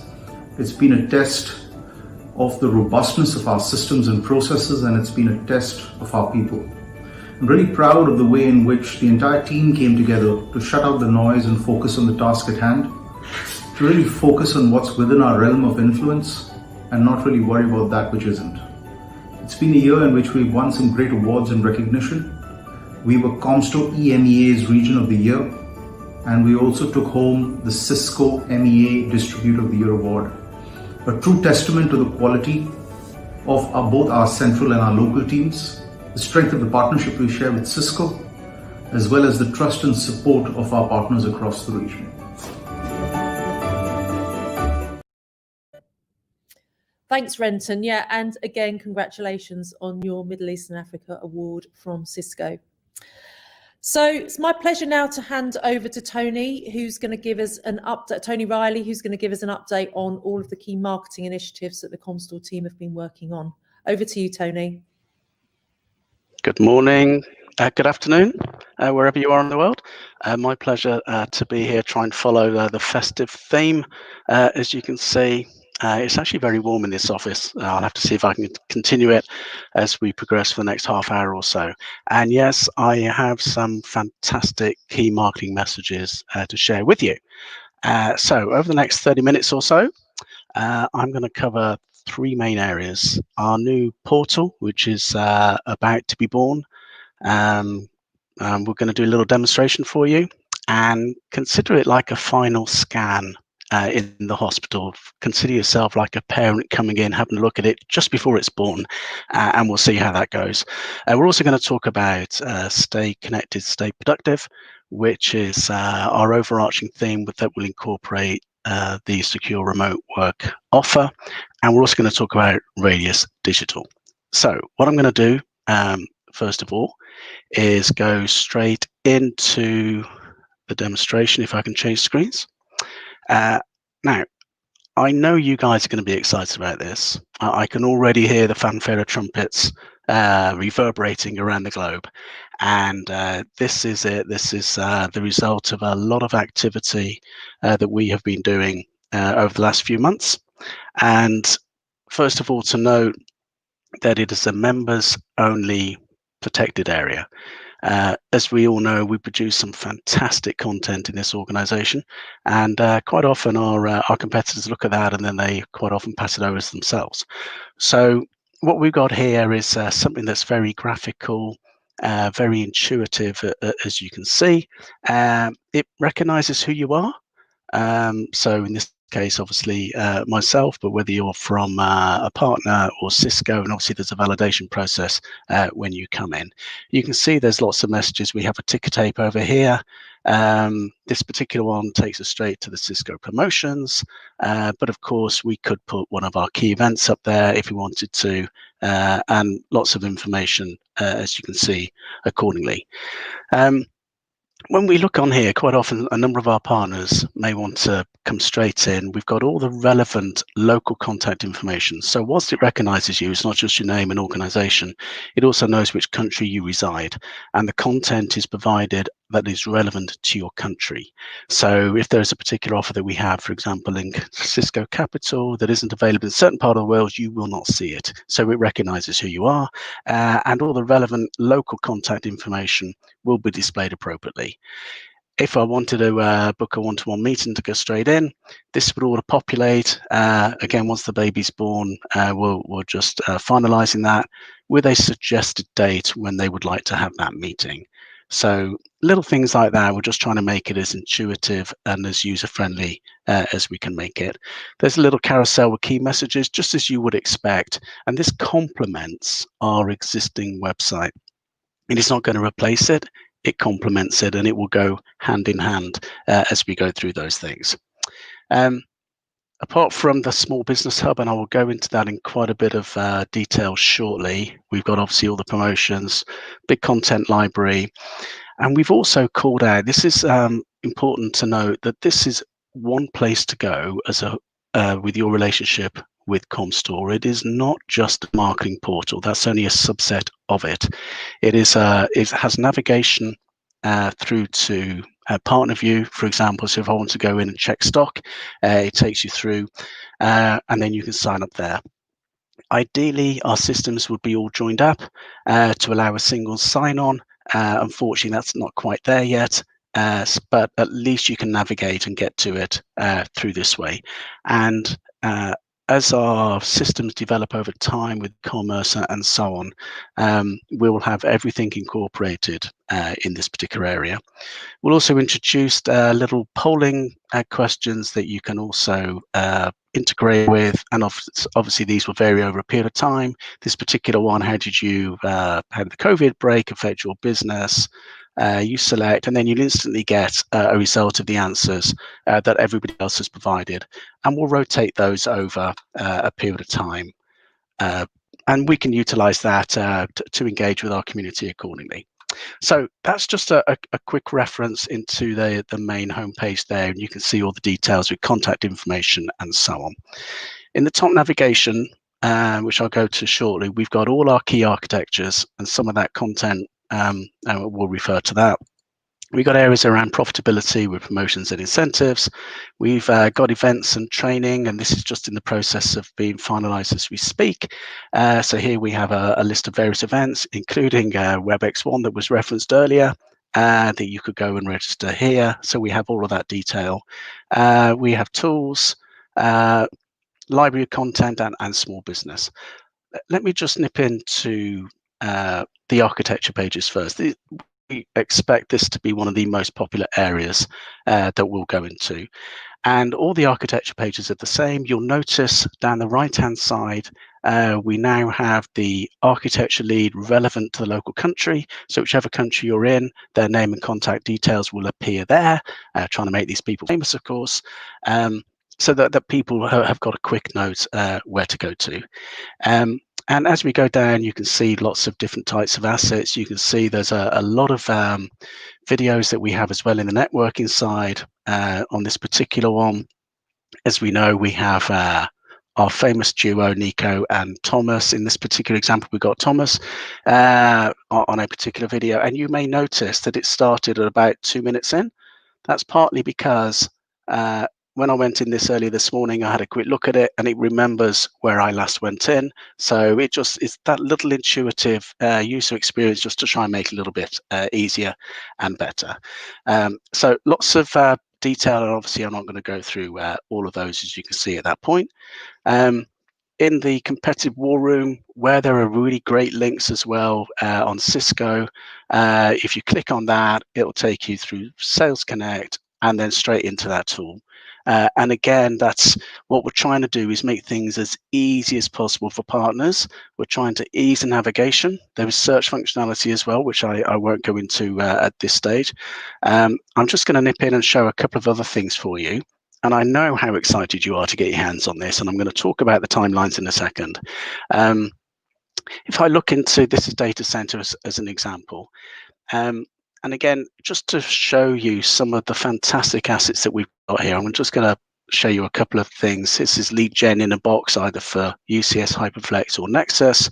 And in here is partner ready material that they can customize themselves and then send through to end users. So all the content is ready made. These are clicks and links that automatically take you through to relevant areas. And we've just tried to make it really, really useful and valuable, which you can see on that. And if you haven't seen the CDI portfolio guide, and by the way, again, notice the architecture lead. Again, I'm showing the UK for now. If you're in your own relevant country, you will see the same. I've been in this company for just over a year, and there's some fantastic things, and this is one of them actually. The CDI portfolio guide, it's updated about once a quarter. You can see the latest one here. It's interactive, and if you are into this sort of stuff, this is the sort of thing that is like a kid in a candy shop, where you've got feeds and speeds and technology all at a quick reference point. If you want more feeds and speeds, it's probably a bit of an eye chart there, but you can see how fantastic this is in terms of a portfolio overview. And this is now readily and easily available for our partners through this portal, whereas before, it was sort of secret squirrel society. We had to email or leave behind, and now we've got something in our repository that allows all this fantastic wealth of content to be demonstrated and shown. And you know, I could probably demonstrate this for 4 or 6 hours, but I've only got a few minutes, so let me just whistle stop tour through a couple of other areas. And small business, and small business is a big piece of this, but not the only piece. And as a result of that, we've gone a little bit further on this, and we've got its own carousel, little video. Again, local small business contacts will be located here with their details. And shortly I'll show you the configurator. But before I go into that, 2 other quick things. Each of these, the architectures have their own sub-page within small business, and it talks about that Cisco design portfolio that has been referenced by Nico and by Sarah in the video as well. And here we've got the detail of all of those, plus things that are relevant to demand generation, in this case, scale play. Again, one of the best things I think we've done as an organization in the last sort of 6 to 9 months. with this scale play design, and it's a campaign in the box. Again, it will be personalized to you. Obviously, it's put my details in, but in here again, you have got, as a partner, ready-made content that all you need to do is put your name on it. And if I pull up, for example, a customer two-pager, it opens a zip file, and there I will have multiple languages. I'm going to open the English, but we also have Spanish, French, Dutch, Portuguese, and German. And once we do that, a partner, and this is just how easy and simple this is, I'll just reduce the size. This is ready-made. All they have to do, partner area, put in their logo, put in a key message from themselves, and everything else is technically correct and accurate and perfect for them to forward through to their target customer base. And we're trying to do a whole bunch of those things, and as you can see, and that's just one example of the wealth of content that we have available on this portal. And it's as easy as you can make it, laying things on a plate for our partners, and we're super excited about that. Two other quick things I'm going to show you. Nico had referenced the Small Business Guide. If you have not seen the Small Business Guide, you have to go in and look at it, and please get behind it. It is now translated. It is everything you always want to know about small business, but were too afraid to ask. And in here, you've got hyperlinks that take you through to the various areas. The segmented C that Nico referenced, the individual portfolio behind it. You can go to the profitability guide. It's got links to all the individual programs within small business that will help you improve your profitability. I mean, how good is that? All in one place, and that's available as well on the portal. So if you haven't seen it, please get behind it. It's really, really good. And finally, I'm just going to go into the configurator.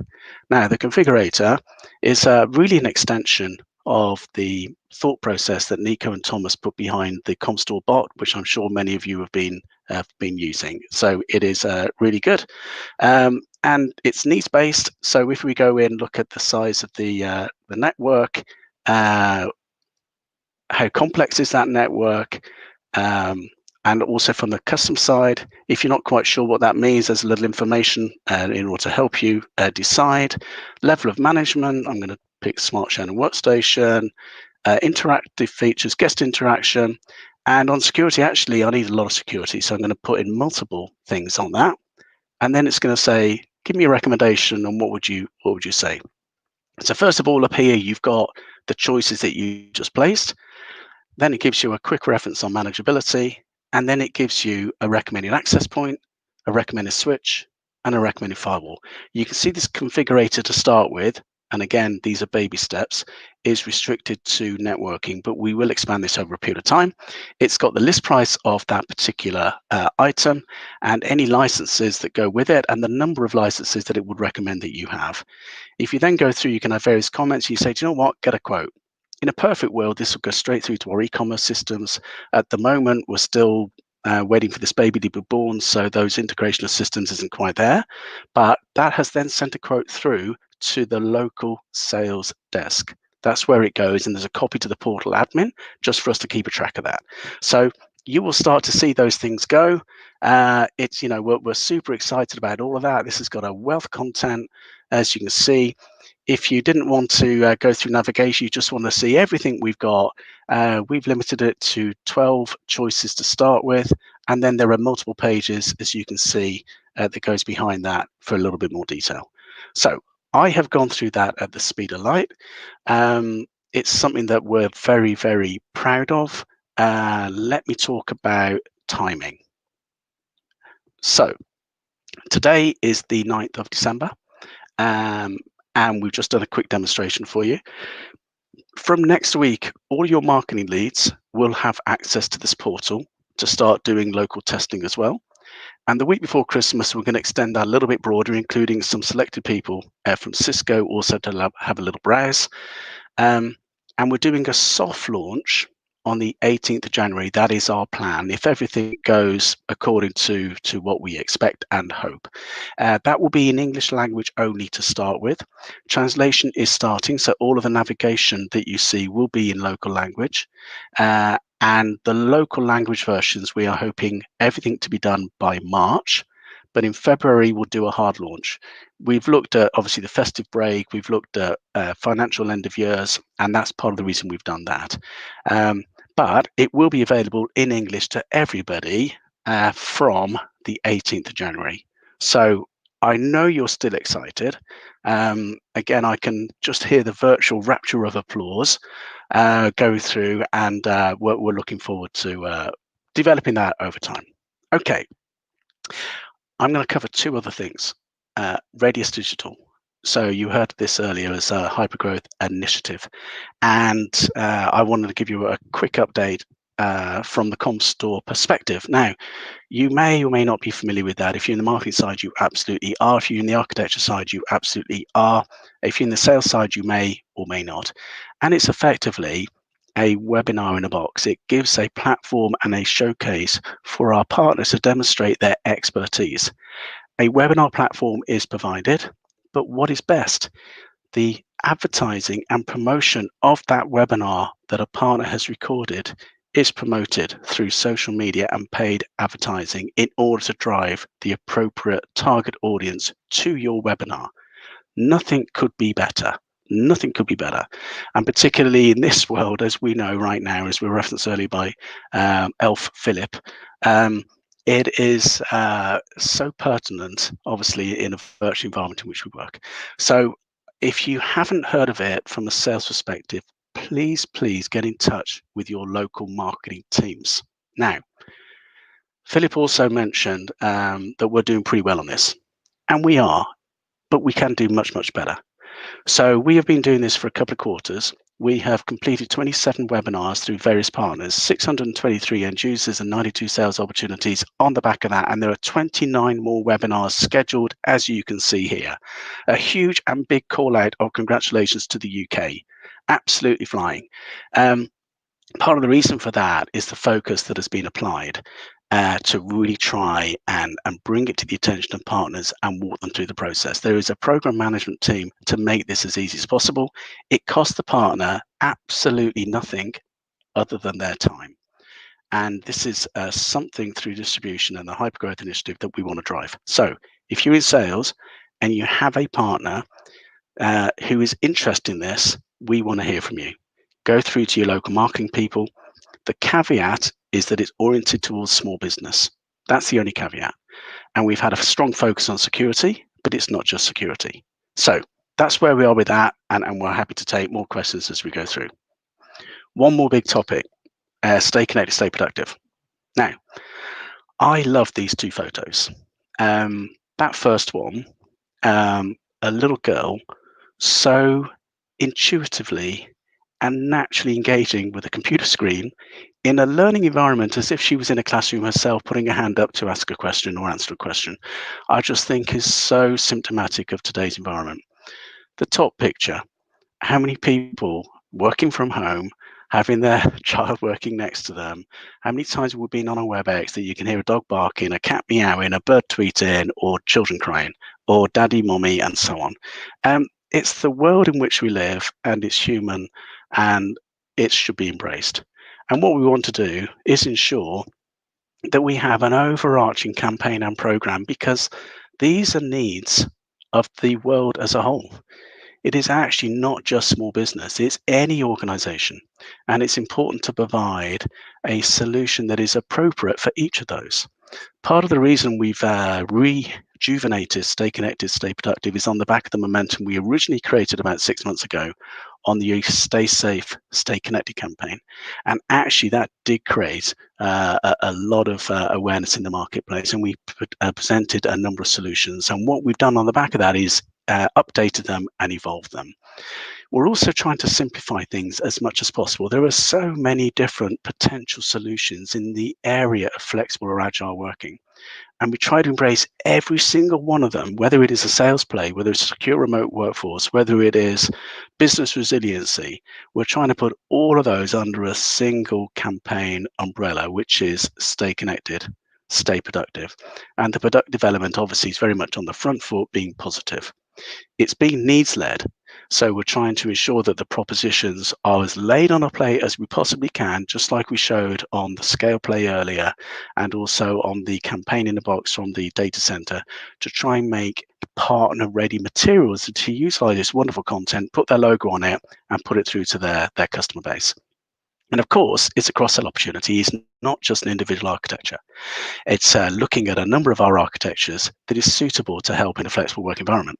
So our campaign framework, this is going to continue for at least the next 6 months, probably longer. We've started with the flexible workplace. We're going to introduce a lot of the content that we see from Cisco in all the sales plays. Workplace monitoring, cybercrime, will do special content on that, and they will manifest themselves through kits. And we've launched 2 kits to start with, business kits, and in the business kits, that includes the secure remote work offer, and that's really oriented for small businesses.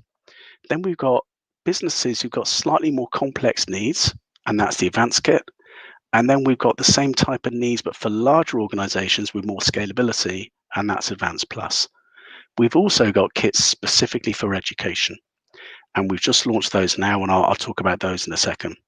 In the new year, calendar new year, we'll then introduce retail and healthcare, and no surprise, those 3 sectors all came from the output from our kickoff, which happened about 6 months ago. That's where the framework is. There is some absolutely wonderful, brilliant material that's been developed by the teams in collaboration with the studio as well. And you can see here a very quick reference in the tabular view for the secure remote work offer, the advanced kit and advanced plus kit. And this, it's not good, better, best, although a lot of people position it that. It's really, think of it as small, medium, large. Think of it in that way. And here you've got the SKUs. We've got some wonderful content as well in a more graphical format that portrays the same type of information, because we know some people prefer graphics and some people prefer tables. So we've positioned all of those appropriately, and where the technology would reside, in the home or in the office or wherever you happen to be. And that's where we have the context there. When we get into education, as I mentioned, in a classroom environment, in the current situation we're in, a child may be in isolation. The whole classroom then has to work remotely. You want to be able to do that as seamlessly as possible. So again, on the education kits, we've expanded those out. If I look at the secondary kit here, this is where we've got a teacher and we've got a child, and the type of infrastructure that they would need either in the school or in their home. And then we got the same for lower education and the same for higher education. Within the materials that we've provided, there is also detail behind what each of those does. So it says, what is Umbrella, what is Cloud Mailbox Defense, and it's got that in those kits and that document, and all of those are also being translated. So we're trying to make a real big play of this. You can see here as well quite a bit of social media activity, and the content, again, we've worked very closely with our Cisco friends to ensure that that's being labeled appropriately. And on the landing pages right now, these are live right now, certainly in English, and they're being rolled in other countries. The guides that are being created by Cisco are also in here, as you can see. So, there's a real wealth of content. Time-wise, as you can see here, it's already been done in English. Localized content and execution will be from next week. So it'll be this side of Christmas in those other languages. And the encouragement is to really get behind it, amplify it, and be ambassadorial for it. For the Comstore people on the phone or even on the WebEx, we've also got all this material on the hub. And in the hub, you'll also have a PowerPoint presentation that you can share as well with your partners in order to articulate and show them the details behind the kits. So, sorry, I'm going to take a pause of breath now because there's a lot of stuff there. We've talked about the portal. Please evangelize the portal. Be a parent for it. Be proud of it. Get behind it. If you're not a parent, be a godfather or a grandfather or an uncle or an aunt. We're really excited, and please, we want to do that. There is another big event happening right now, as you probably know, which is in the area of WebEx1, and collaboration is a key part of our stay connected, stay productive activity. So Vaughan Klein, we recorded a video from Vaughan, and unfortunately he couldn't be with us today, although he wanted to. So we recorded a video, and in the video he does make a reference actually to the WebEx1 event, which is happening at the same time as we are here right now. We have some of our team at that event in order to capture and distill everything that's happening there. So rest assured, you will hear everything about it, but we have a few messages from Vaughan, and if we can play the video, please. Thanks for your time. Well, hello to all of our friends at Comstore. My name is Vaughan Klein. I'm the Director of Collaboration here at Cisco and responsible for EMEA.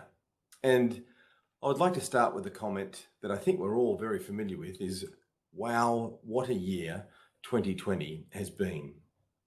The utilization of our collaboration platform, WebEx, is up 4 times from the start of the year as a result of lockdowns and pandemics.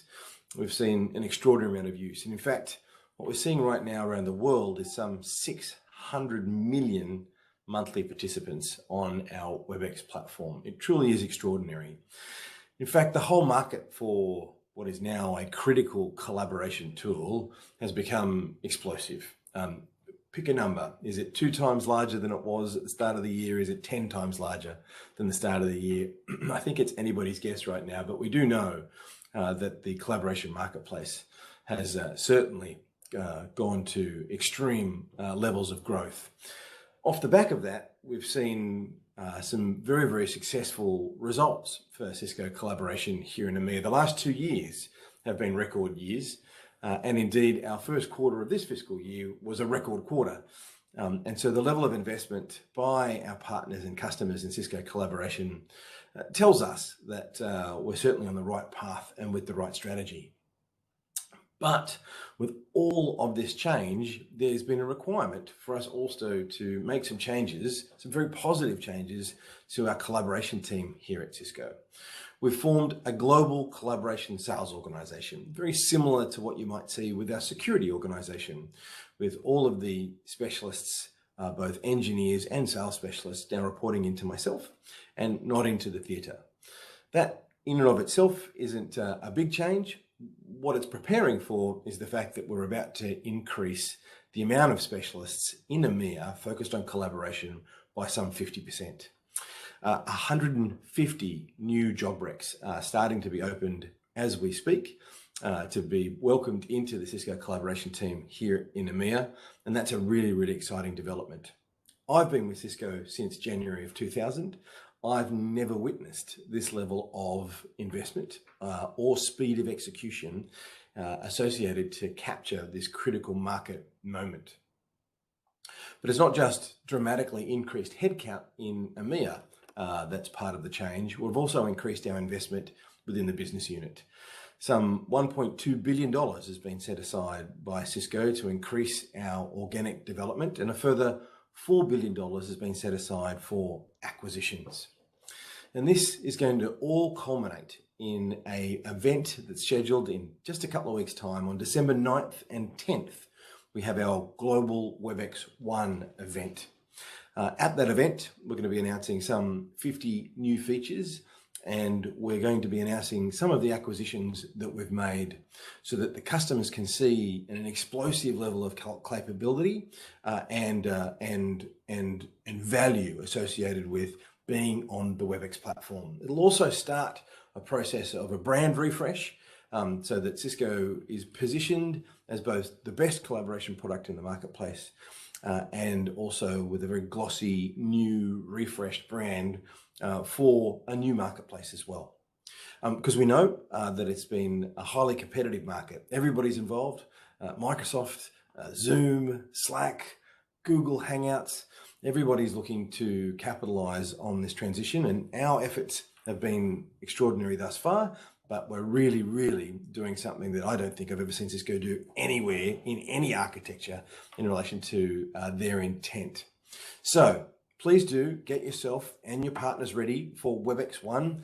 Go to the website and register and sit back and enjoy what's going to be a fantastic virtual event with so much innovation and investment that we're expecting an extraordinary amount of feedback and result in the EMEA marketplace. Great to be a part of your kickoff, and I look forward to seeing you at WebEx1.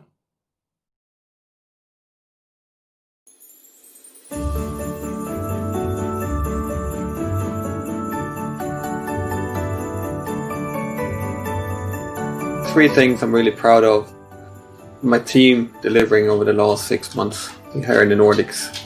First of all, the North of for the Danish team.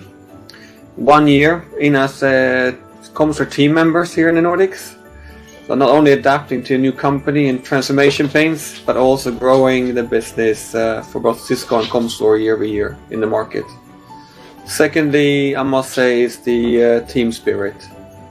I mean, we have had hard times over the last 6 to 9 months with COVID and working with new ways. I must say the sales teams have kept their spirits up. They have started to collaborate in new ways, both internally and externally, and they've been really impressive how they found ways to inspire and motivate both our partners, but also ourselves and their colleagues. Third but not least, I would say, is the sales operation transition, moving that kind of department into our local Comstor business. I mean, it's gone quicker and more smoothly than I thought in the beginning. And I must say, the way they have taken on and starting to deliver with motivation and ownership over the last 3 months has been really impressive. So thank you very much. Over and out from the Nordics.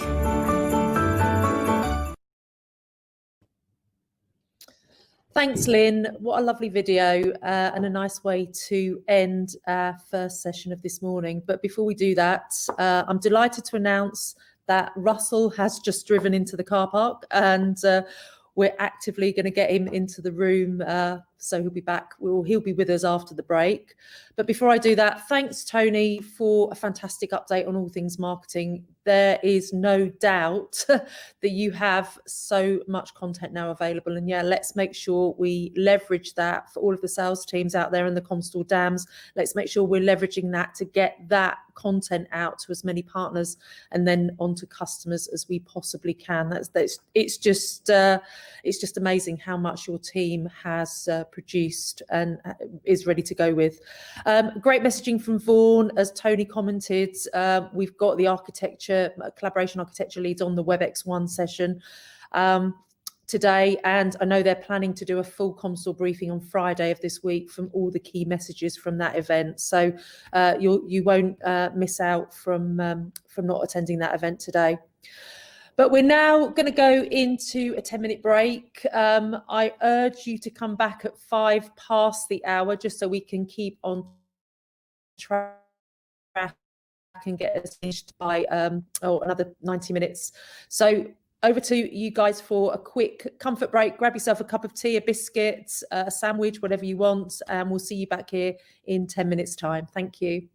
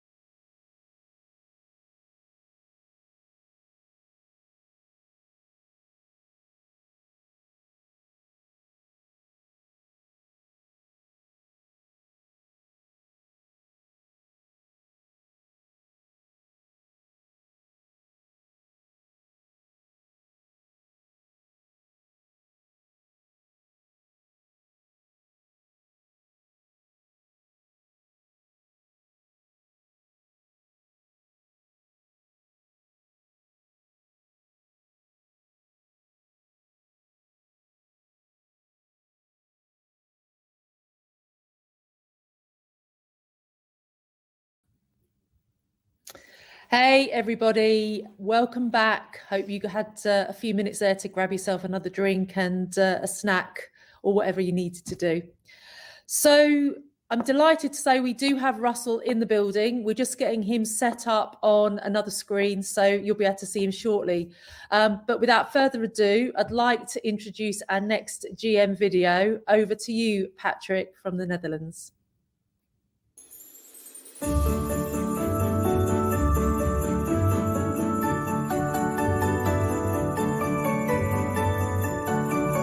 First of all, I want to thank the total Benelux team for driving and the execution of the business this year. We managed to maintain and extend our position in the marketplace during these difficult COVID times, and that makes me very proud of you. Yeah, it's very fantastic what you did and delivered in this year. You managed, although working out of home, to provide the same level of service to our partners, which resulted in great market shares and growth in the different architectural areas. I look forward to work with you again to drive new business models on software, recurring offerings and other new initiatives. Rest me to thank you and wish you all the best for 2021 for you, your family and your friends. Cheers and have a great one.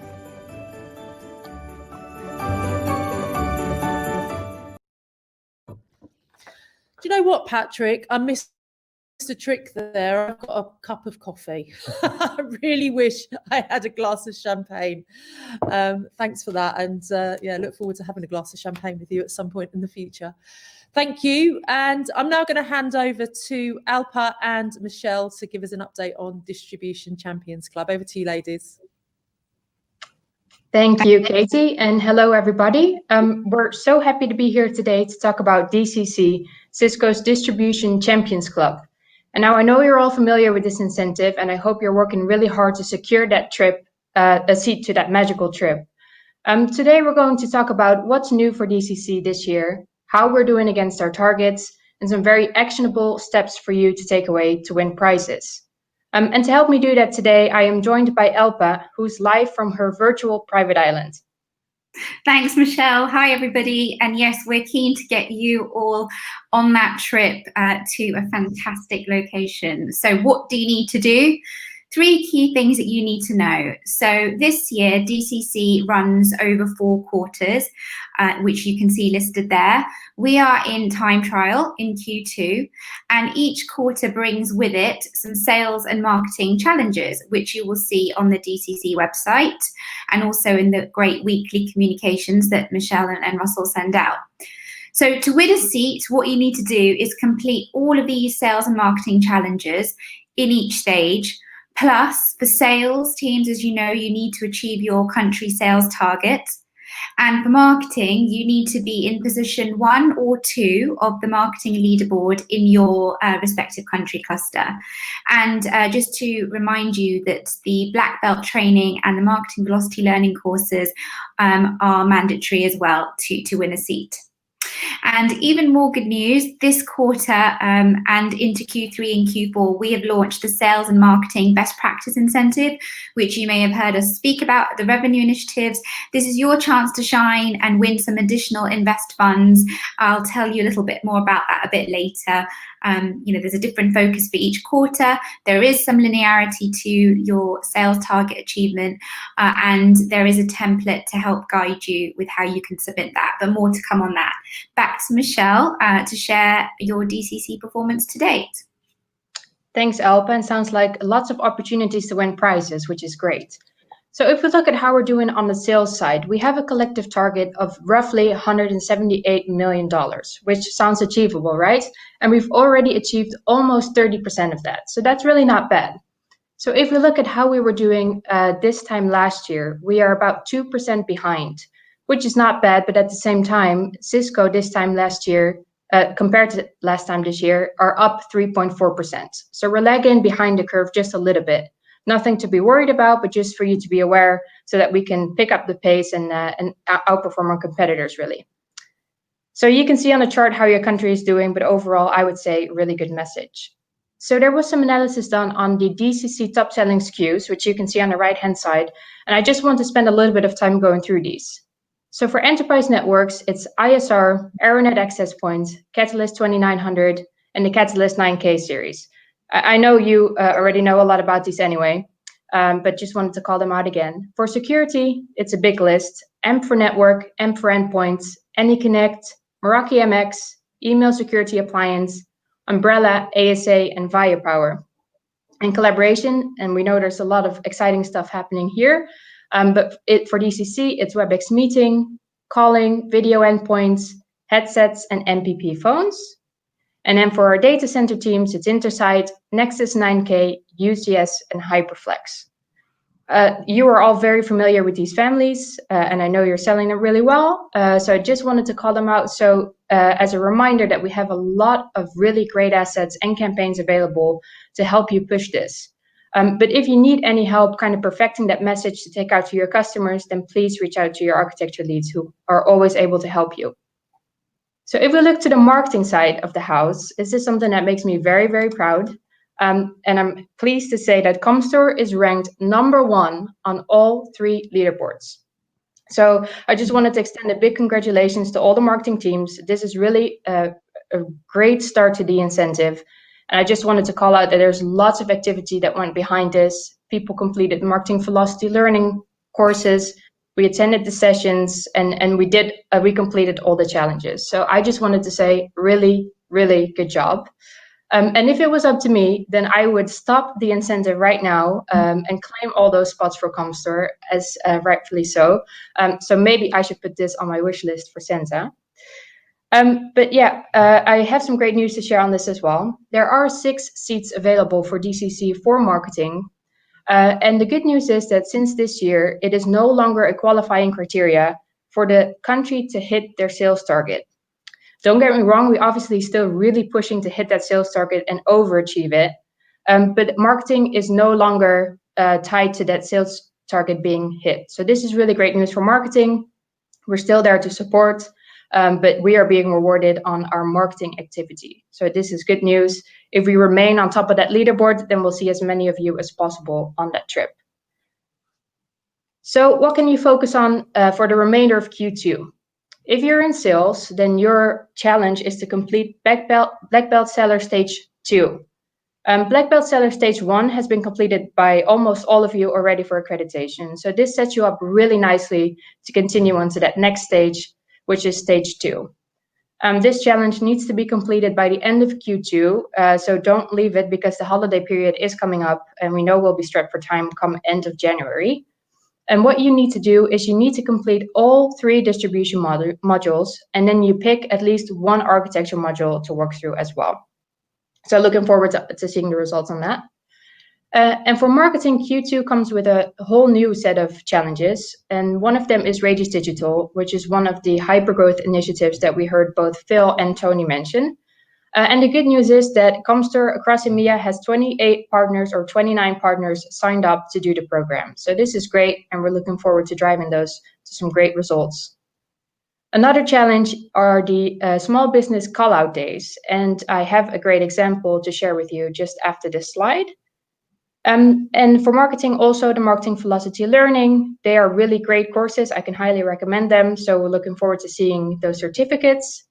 And then finally, leverage the small business campaigns and show how you've used them. And my call out here is really to use the Stay Connected, Stay Productive campaign. As has been presented by Tony already, this encompasses a lot of the messages that are out there right now and really simplifies it for our partners. And then we need to work together for the joint challenge. As Alpa mentioned, there are incremental funds to be won for this in the best practice incentive. And if you win this, not only do you win incremental funds, but you also win 165 bonus points for the marketing leaderboard. So Alpa, I hand back over to you to take us through that. But just before I do that, I'm just going to give you a quick bit of inspiration for the small business call-out days. So this is an example from the South Africa team. And as they do really, really well, they've got a nice theme going on, Eye of the Tiger. And what they're going to be doing is make it really easy for the sales teams. Right, we provide the partner list of the partners that need to be called out for this day. We'll provide the call out guides for you to really nail down that messaging. And then there will be complementary assets that can be sent out to the partner afterwards. and they are really driving to get quotes out. So there is an incentive aligned to this locally. There are prizes to be won and a really nice tracker to keep track of it, so that it becomes very clear who the winner is. And I'm just loving this. So I thought I'd share it today with you. If you're planning something in country, this is a really nice framework. And just as a reminder, these call-out days, not only do they drive towards the sales target, but they're also worth points for the leaderboard, which is 50 points per call-out day if you hit the minimum number of partners. So just keep that in mind. And then also, it's great to boost your performance on a joint challenge, where again, you can win more funds. And Elpa's going to take us through that in a little bit more detail now. Thank you, Michelle, and great work, South Africa team. And I hope you'll be submitting that for Q2 sales and marketing best practice. So as we've said, the purpose of this is really to recognise the creativity and innovation that you're bringing and doing to drive DCC activity. So we're asking you to submit one best practice, and if you win, you will receive extra invest funds. You can see how much you can win listed in the green box, depending on the country cluster that you are in. Each quarter, we will have up to 3 winners.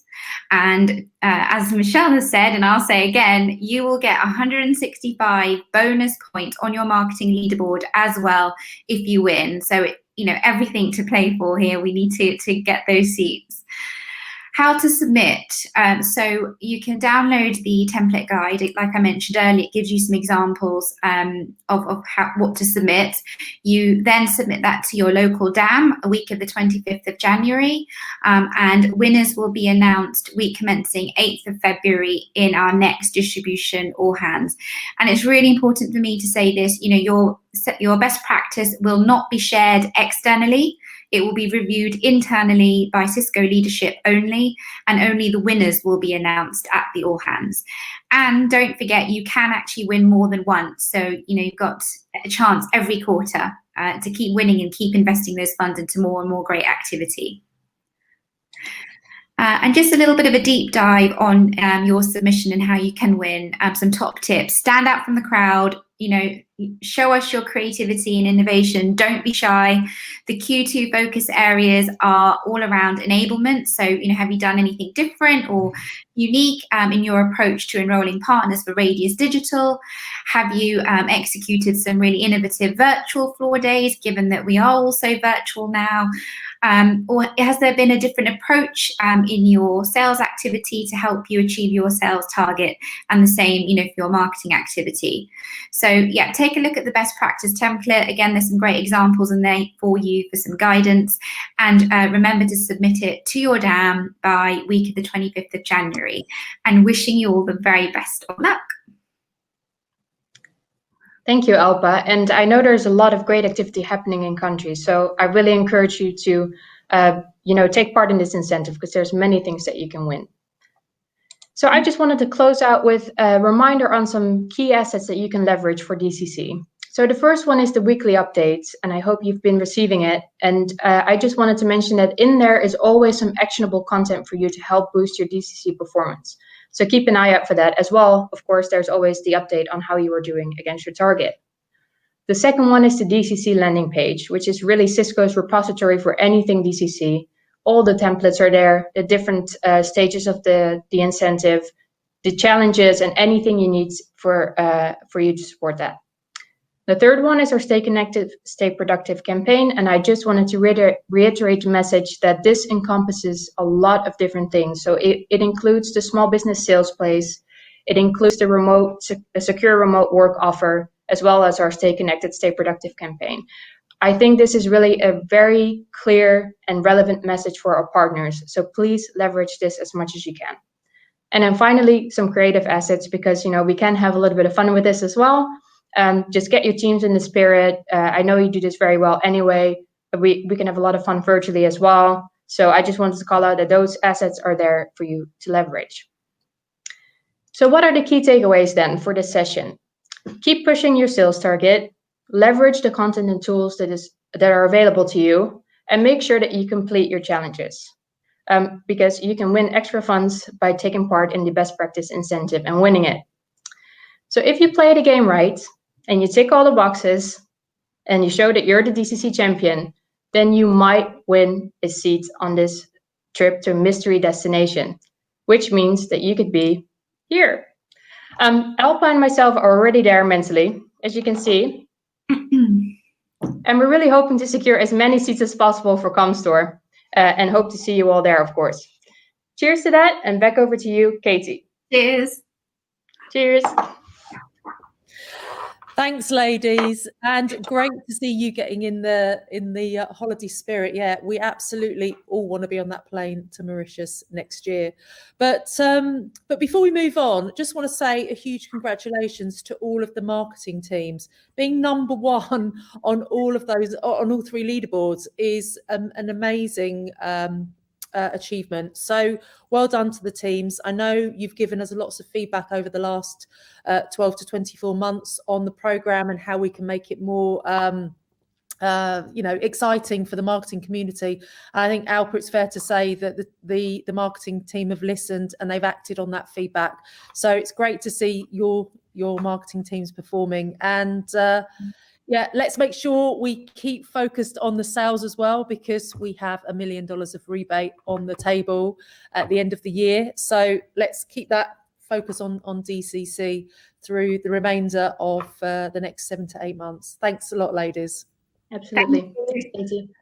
So just before we move into the next general manager video, we're not getting many questions, and I'm surprised at that, because we've got about 200 people on this on the video today, and I'm surprised that we're not getting any questions. So please, if you do have questions, send them over. We'll get the presenters on. We'll try and do them live if we can. If not, we'll take them away and answer them afterwards. But please don't hold anything back. Use the chat function to ask questions. I know Santa is dying to get some difficult questions. He's specifically asked me because he wants to show how he is the font of all knowledge. So I challenge you to get a difficult one for Santa. And on that note, I'm going to hand over now to Laurent, General Manager for the North Africa region.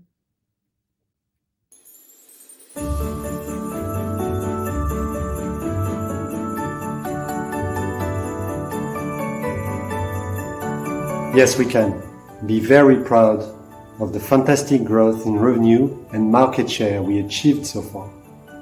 We also took great customers to the competition. We deeply strengthened our relationship with the local Cisco team by pushing more Cisco solutions like Meraki into our market. Finally, we achieved this performance while working remotely on a regular basis.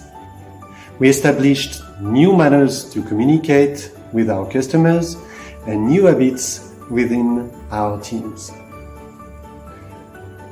North Africa? Yes, we can be proud.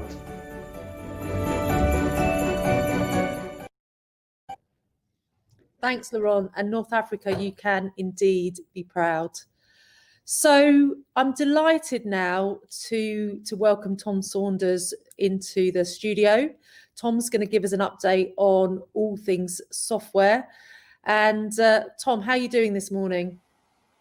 Hi, Katie. Yeah, pretty good, thank you. I'm a bit underwhelmed with my Christmas jumper, though. It turns out the British are pretty rubbish at having Christmas jumpers that light up. I looked in about 5 shops and I couldn't find any with lights on. So I was a bit about that, but there we go. This will have to do. Festive. I think you're still looking festive. You've made an effort, and we can see that you've made an effort. So look forward to hearing from you over the next 15 minutes on all things software. Thank you, Katie.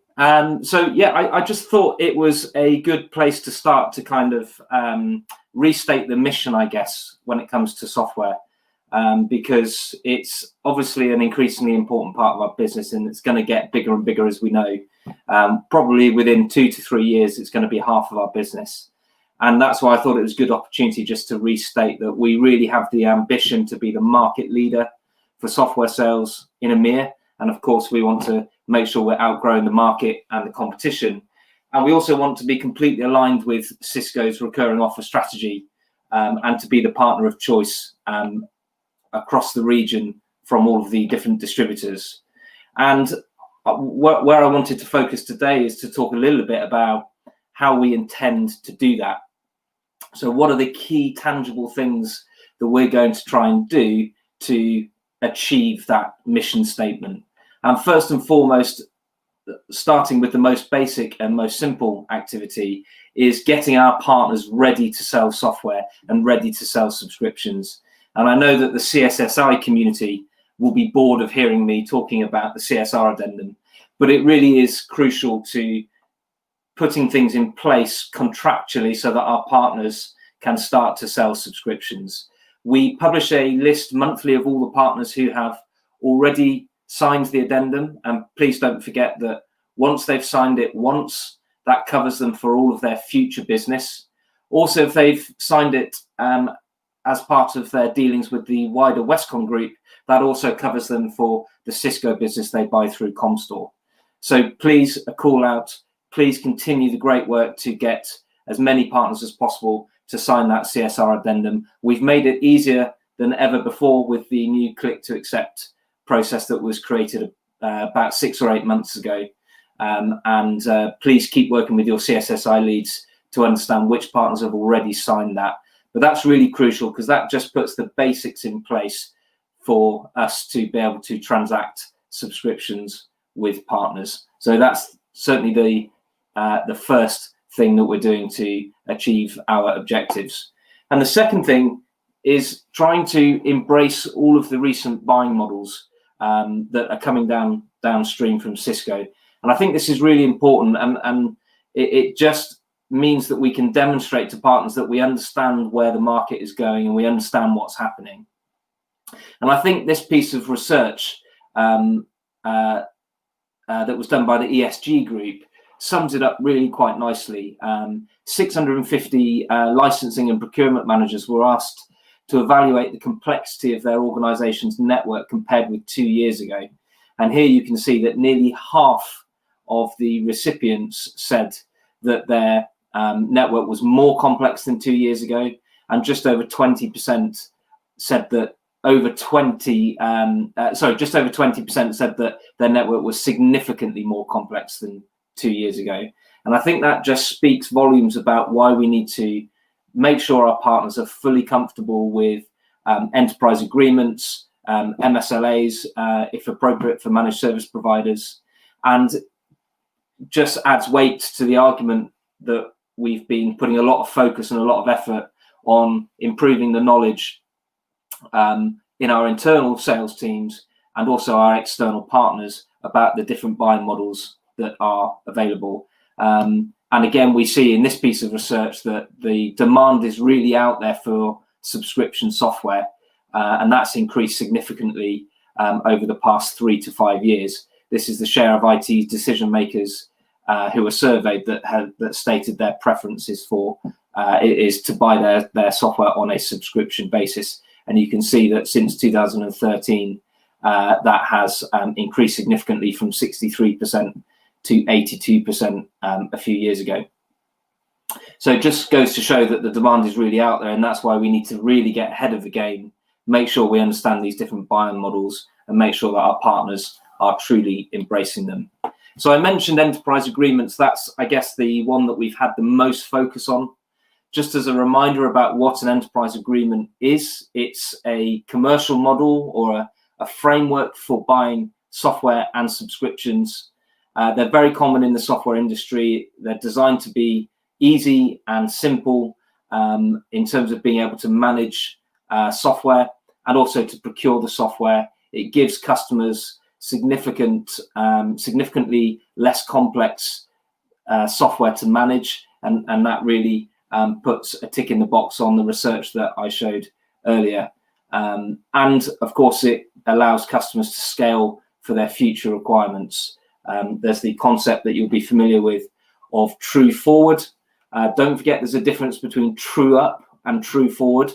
Enterprise agreement uses true forward, which is where customers will only pay for the extra licenses they use from the annual review point forward. Cisco does not go back in time to bill for extra licenses that have been used. It's only going forward from the annual review point.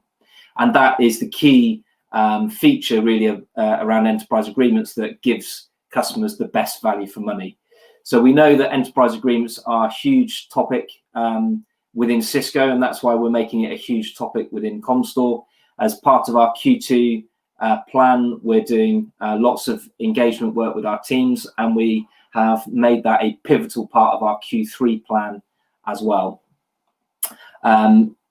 Katie set us a goal of $40 million for this year on enterprise agreements, and I don't see any reason why that wouldn't be achievable. If we look at some of the activities so far around enterprise agreements, we've already created a pipeline for Q2 to Q4 of $9.3 million of live enterprise agreement opportunities, and we only see that increasing. So I think the CSSI community have done a fantastic job of enabling partners and enabling our own teams to understand enterprise agreements more. We've done a huge amount of collateral that you can grab from your CSSI lead. There are external presentation decks, there are internal cheat sheets, external cheat sheets. So there's a wealth of information out there that you can get either from your CSSI lead or from the software and services page of Comstore Hub. And I'd like to set you all a mission, should you choose to accept it. We want to continue driving the awareness of enterprise agreements. And I'd like to set each AM a challenge to identify at least one enterprise agreement opportunity before the end of Cisco's Q2. And make sure that you inform your CSSI lead, of course, please, so that can be added to the EA pipeline that we capture, and we can keep an eye on that and make sure that we're forecasting correctly on enterprise agreements. The other buying model that we are looking into is the MSLA, which is the Managed Service License Agreement. Now, I have to confess, this is a fairly new topic for me. I first started getting my knowledge up to speed on MSLAs about 6 months ago. There are still many more people in our business that understand MSLAs better than me, but I'm trying to get there. I'm hanging on to their coattails, and I'm trying to improve my knowledge as quickly as I can. I know that this is a topic that in most countries has traditionally been looked after by the security teams, and our message to the CSSI leads is that we just want them to get involved in the MSLA engagements, not take them over. If they're being owned by the security leads, then we're not saying go and take it off the security leads or anybody else. We're just saying get involved, help drive the message, make sure that our teams and customers understand MSLA and are taking advantage of it. The key difference between an MSLA and an enterprise agreement is around the ownership of the software. And that's why we say that MSLAs are more suited for managed service providers. Technically, any partner can sell an MSLA. It's just that it's more suited for an MSP. That's who will get the most value out of an MSLA agreement. A bit like an enterprise agreement, it's designed to be a utility-based model that will allow you to purchase software in a easier way. But the key difference is this is true pay only for what you use. So managed service providers selling an MSLA will only pay Comstore, and therefore will only pay Cisco for their MSLA once it's delivering them revenue. So you're only paying for it after you've used it, which is a key difference. And through that, MSPs can really eliminate the risk. They can have more flexibility and agility to provide the solutions that their customers need when and where they're needed. And of course, it helps to lock out the competition because it gives the MSP the real opportunity to add their own story, add their own value, and add their own offer around the basis of the Cisco platform. So that's buying models, and we're learning more and more about these, and we're making real progress on the enterprise agreements. And I've got a few updates on enterprise agreements in the news section a little bit later on. But the third way that we're going to achieve our mission is around renewals, and this has been touched on before, and it's going to be a key topic for us. Security software is obviously a really big opportunity for us in Q2. Just under $5 million worth of opportunities are available. Those quotes are, of course, being done by the central renewals team, and they're being chased and closed locally in country. There's an awful lot going on in security software renewals. There's I could talk to you for an hour about the various things that are coming down the line. I guess the key thing I want to call out is that we are very aware that we have some challenges around being able to get performance updates on security software, and that is being worked on. There is a dashboard coming soon from Cisco in the DMP portal, which will allow us to start tracking performance. So that I promise you that is being worked on. It's really been a case of having to wait a little bit longer, but the wait will be worth it, because instead of having something sooner that doesn't quite tick all the boxes, by waiting just a little bit longer and being a little bit more patient, we'll have a much more usable and workable tool that will really help us manage that security software business. DNA is obviously a new opportunity for us in terms of renewals. And we've had our first go at publishing DNA renewal data this quarter, and we're going to carry on doing that in Q3. We are working with Cisco to understand what the full opportunity set looks like from a data perspective. And of course, we understand that there is the challenge around partners who didn't buy the cloud center. They don't necessarily have a compelling reason to renew their DNA if they did not buy the DNA center. But again, there's a solution being worked on by Cisco. In the new year, there'll be a cloud center, a cloud offer for the DNA center, which will help. And I think the call out here is we just need to at least ask our partners what their thoughts are on their current DNA renewals. And if their response is that they're not motivated to renew because they didn't buy the DNA center, well, then we just need to make sure they fully understand the consequences of that, of not renewing, and also capture those reasons so that we can feed those back into Cisco and we can be aware of what our partners are thinking around DNA. But I think really the DNA opportunity is something that is going to get much better quarter after quarter after quarter.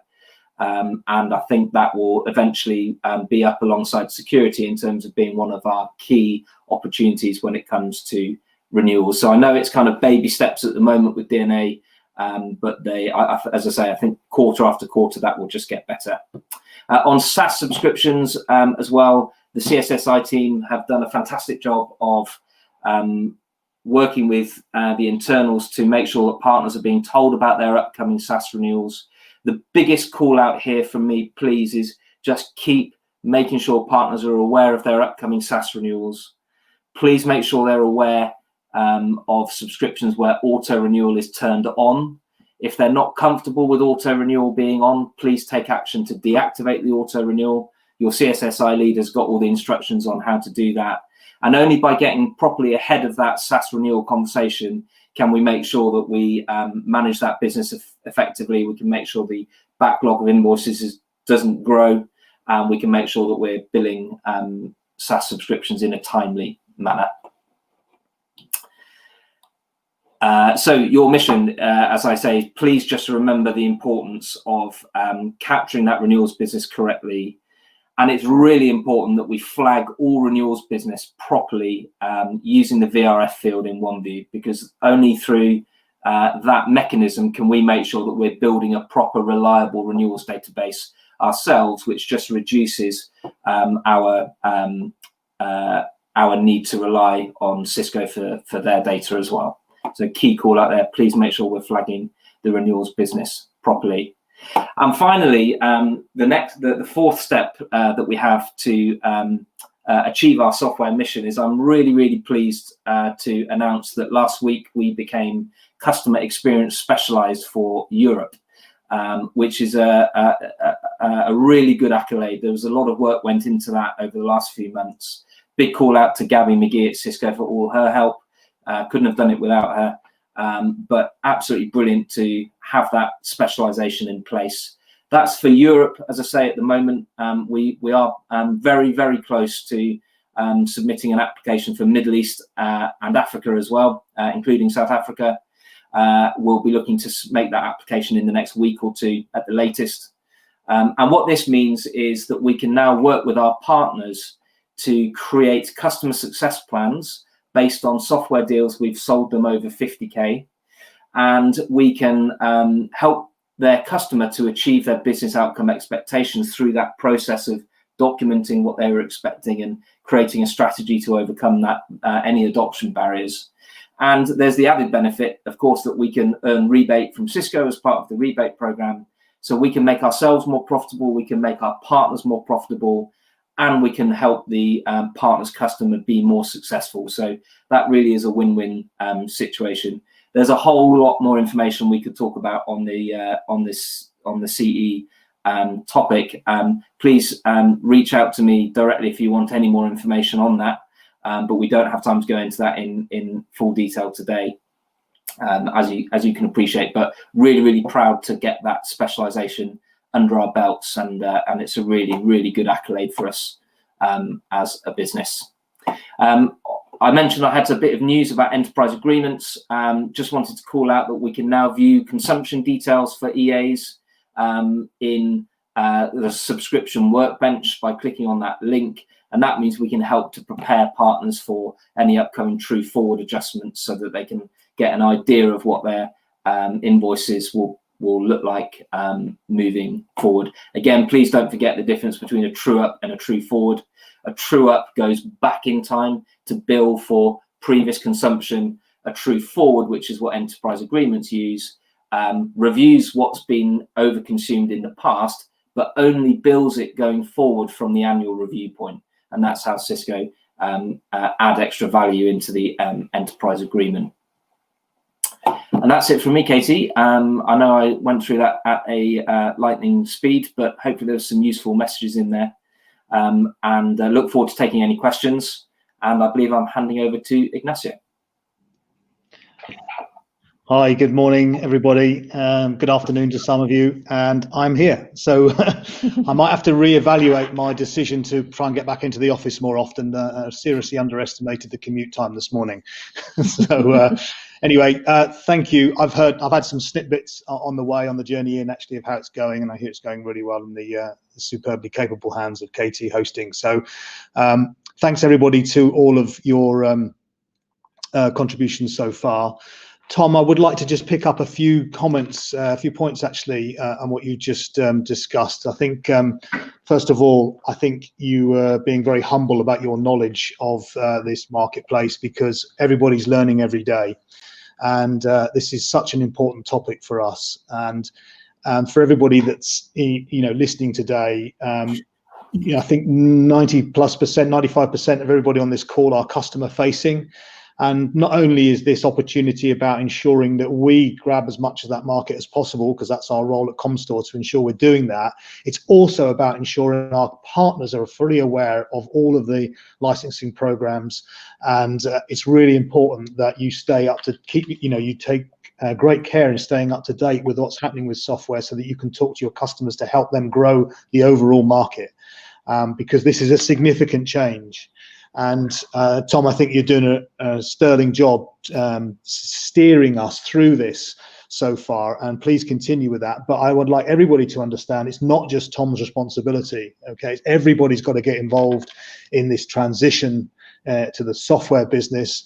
We've talked many times about when this will be half of our business. It's not very far away at all. It's, we're talking about 2 or 3 years, and half of our business will be software, and it's a huge opportunity for us to take advantage of that transition. Typically in transitions, Comstore has always come out on top, and we can't let this one be the exception to that. And I'm confident, Tom, that with you helping the team steer us through that, we will get there. Thank you.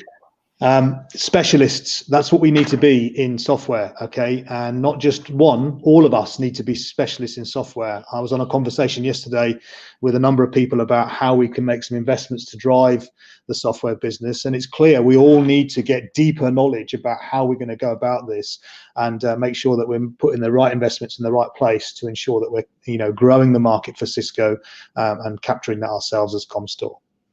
So thanks a lot, Tom, appreciate that. Just before we go to Ignacio, what we're going to do is hand over to a video from Stefan Arjman in Belux. Thank you.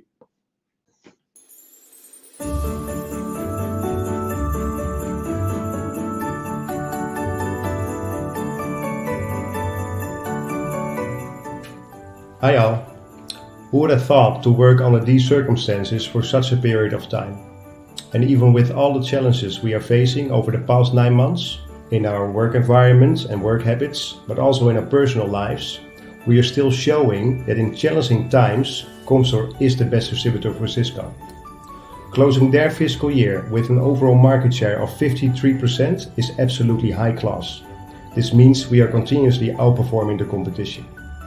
I must say I'm extremely proud of each one of you for all the hard work that you have done and for all the achievements that we have made.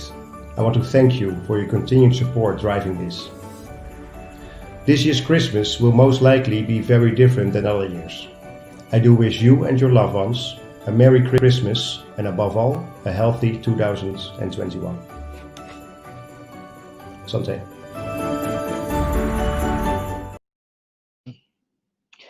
Another opportunity missed. Next time. Thanks very much, Stefan. That was a lovely message and lovely to see you as well.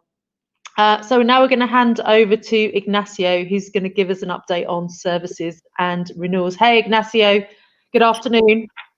Good afternoon, Katie. So my update is going to be around the services, specifically around renewables, because that's the big focus that we have from a CSSI perspective. So the first thing is that I wanted to give a quick snapshot on how was our Q1 performance. So our renewal performance for Q1, we see that overall we did 57%, and our opportunity was of 27 million. From this 27 million, 44% was on contracts that had a value of less than 25k, and this represented more or less a total of 4,700 contracts. Okay, what we also see is that in this segment, it is the one where we are not renewing the most. So 51% of all the not renewed opportunities are coming from this segment. When we look into the performance on the developed partners, so stage 6, what we see is that it was at 65% in quarter renewal rate. So if we compare it to our overall 57%, what we see is that in partners focus on scale, our performance is not as high as in the developed partners. Developed partners, they have their own renewals practice, they chase their CSPP rebates, so that's why it is more it is normal to see that high performance on their side.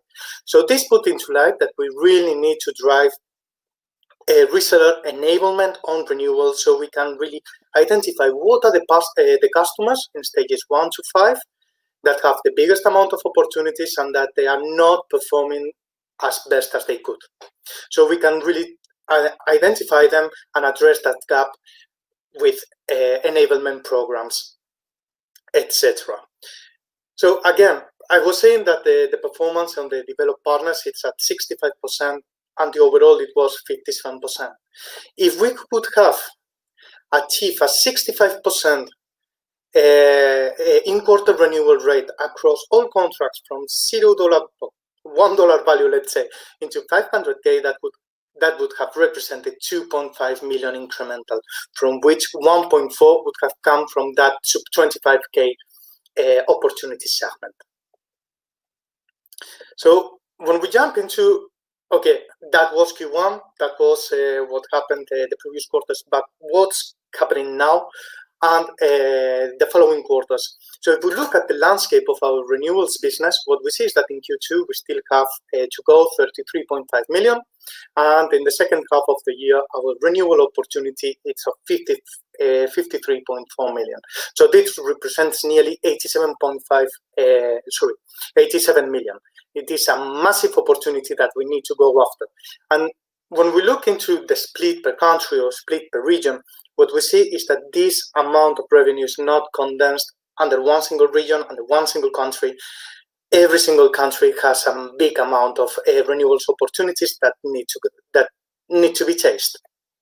And this, we have invested a lot on automation, but there are also sales activities that need to be done if we want to increase the in-quarter renewal rate and also grow the revenue and therefore our markets So when we talk about the automation, I will talk afterwards on our automation process, but this is going to allow us to have opportunities created in sales view, etc. So we need to make sure that our sales teams, they are adopting sales view to chase the renewal opportunities. So they can get visibility on what has been delivered to the customer, so they can have those meaningful conversations with them on closing those deals. But on the other hand, we need to drive partner self-sufficiency through a partner view, that it's our e-commerce platform.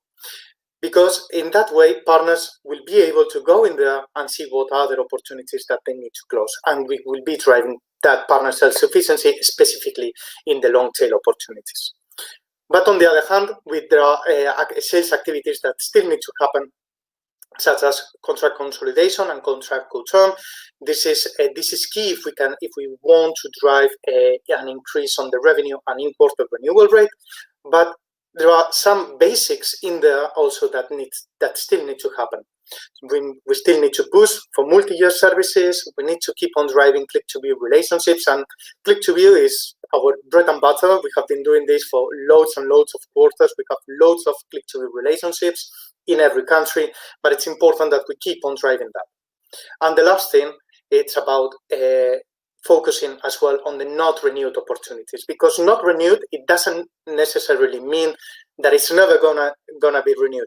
We need to make sure that we are also having conversations with those customers to understand if the deal has been delayed or if there is any other reason, so we can keep focusing on that and keep on driving our services pipeline. So I have spoken about the automation slightly, some of the benefits, etc. But what is it? And really, our renewals automations, it's a full end-to-end process that it's going to allow us to get a list of opportunities that will be uploaded into a system and will flow through different tools, APIs, etc. to get ready-to-order quotes. And when we talk about ready-to-order quotes, it's not just a valid CCWR quote. This is going to be a one-view quote that will generate an opportunity in sales view, so our sales teams can follow up on those. And it's also going to allow start enabling our renewals forecast. But it will also make visible to the partner that same opportunity in the e-commerce platform partner view. So they will be able to go in there, see what they have available. And this process is what we call the zero touch. And the zero touch is not just about the automation itself, but it's also about all the benefits that it's bringing to the customers. Because the customer, when they log in, they will be able to see a price for their contract. It will be their buy price.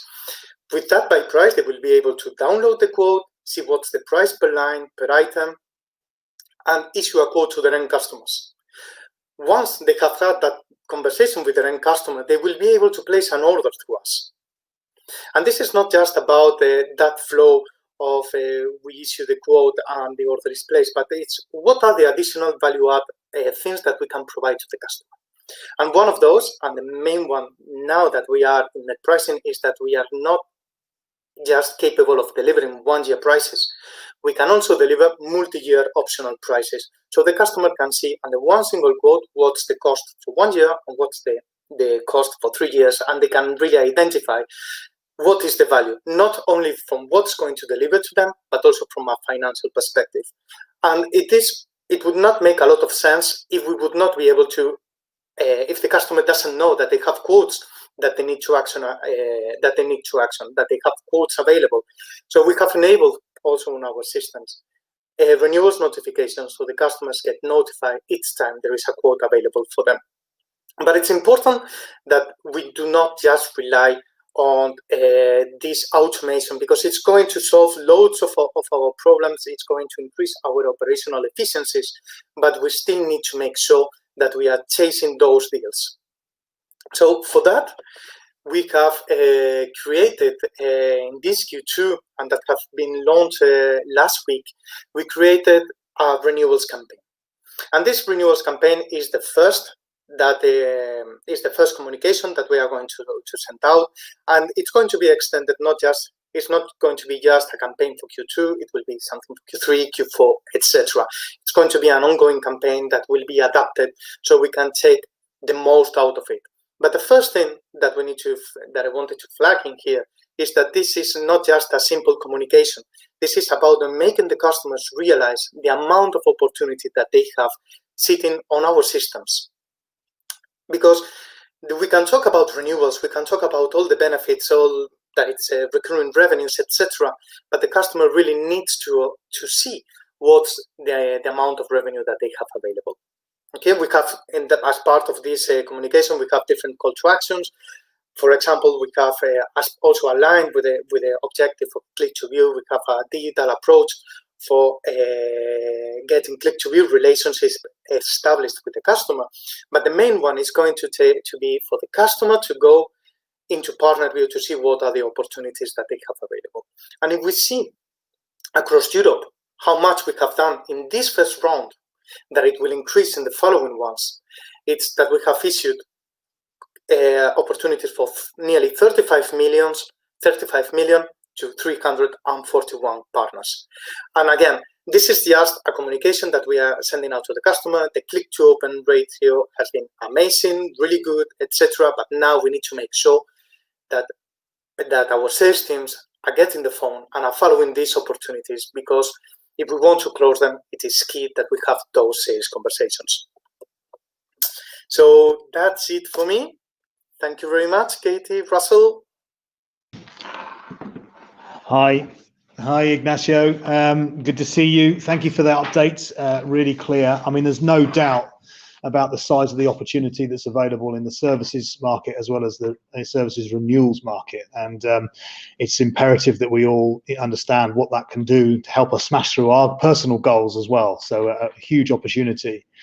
One of the things I would like just to add to that, Ignacio, is that I'd like to thank Daphne, Howell and Nikki for their support in driving the quoting renewals team, doing a grand job, and we really appreciate all the effort you're putting into that. This is covering Europe at the moment, and we are looking to investigate to see what we can do to help cover the other regions now that we've got this automation in place, and that will release, Middle East and Africa to spend their time on the closing of the business while we take care of the quoting. But that's work in play at the moment, but I didn't want that to go by without being said, because it's really important that we acknowledge that for everybody. Thanks a lot, Ignacio. I don't have any questions for you at this point, so appreciate your work and speak to you later. Okay, thank you. Thanks, Ignacio. And yeah, we're going to move now to another video from Vincent. Over to the video from Vincent, please.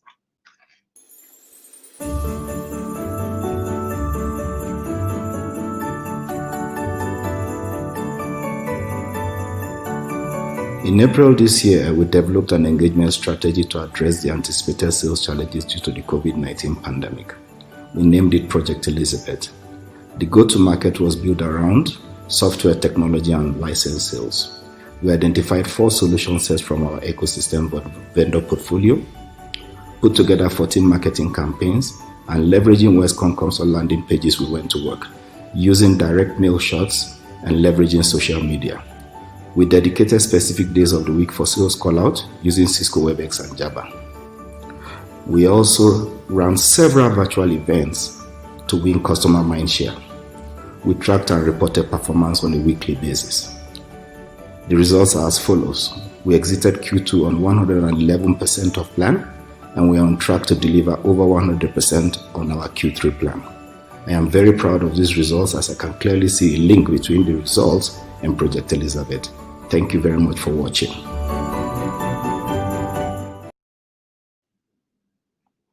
Hi, can you hear me? Thanks, Vincent. And yeah, absolutely. I mean, Africa, the results speak for themselves. Our best performing region year to date. So congratulations and thanks for that update.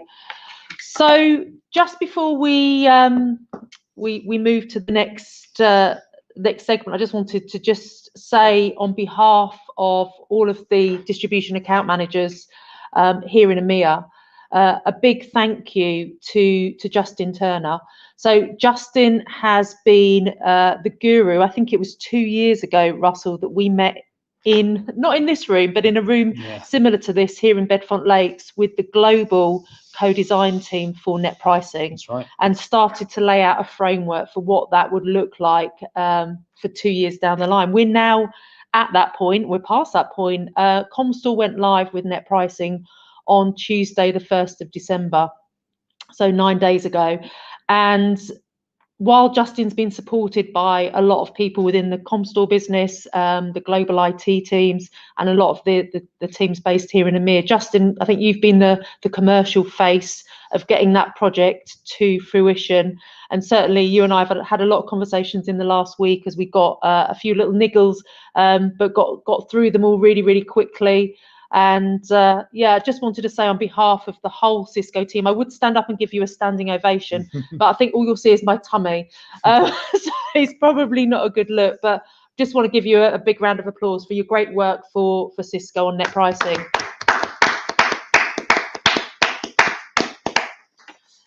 Thanks, Justin. So over to you to give us an update on all things operational. Thank you for that, Katie. Appreciate it. Hi, everyone. Good to speak to you again. Sadly, not in person, but hopefully next year we'll actually be able to meet up and actually shake hands, possibly. So 6 months ago, I spoke about a number of things, net pricing being one, and the project plan that was ongoing at that time, and renewals and some other things. So I'll give you an update on net pricing. We'll talk a little bit about the renewals, what's just come live, and what we're working on now. And I've got a little teaser for what's coming next after that. So for net pricing first,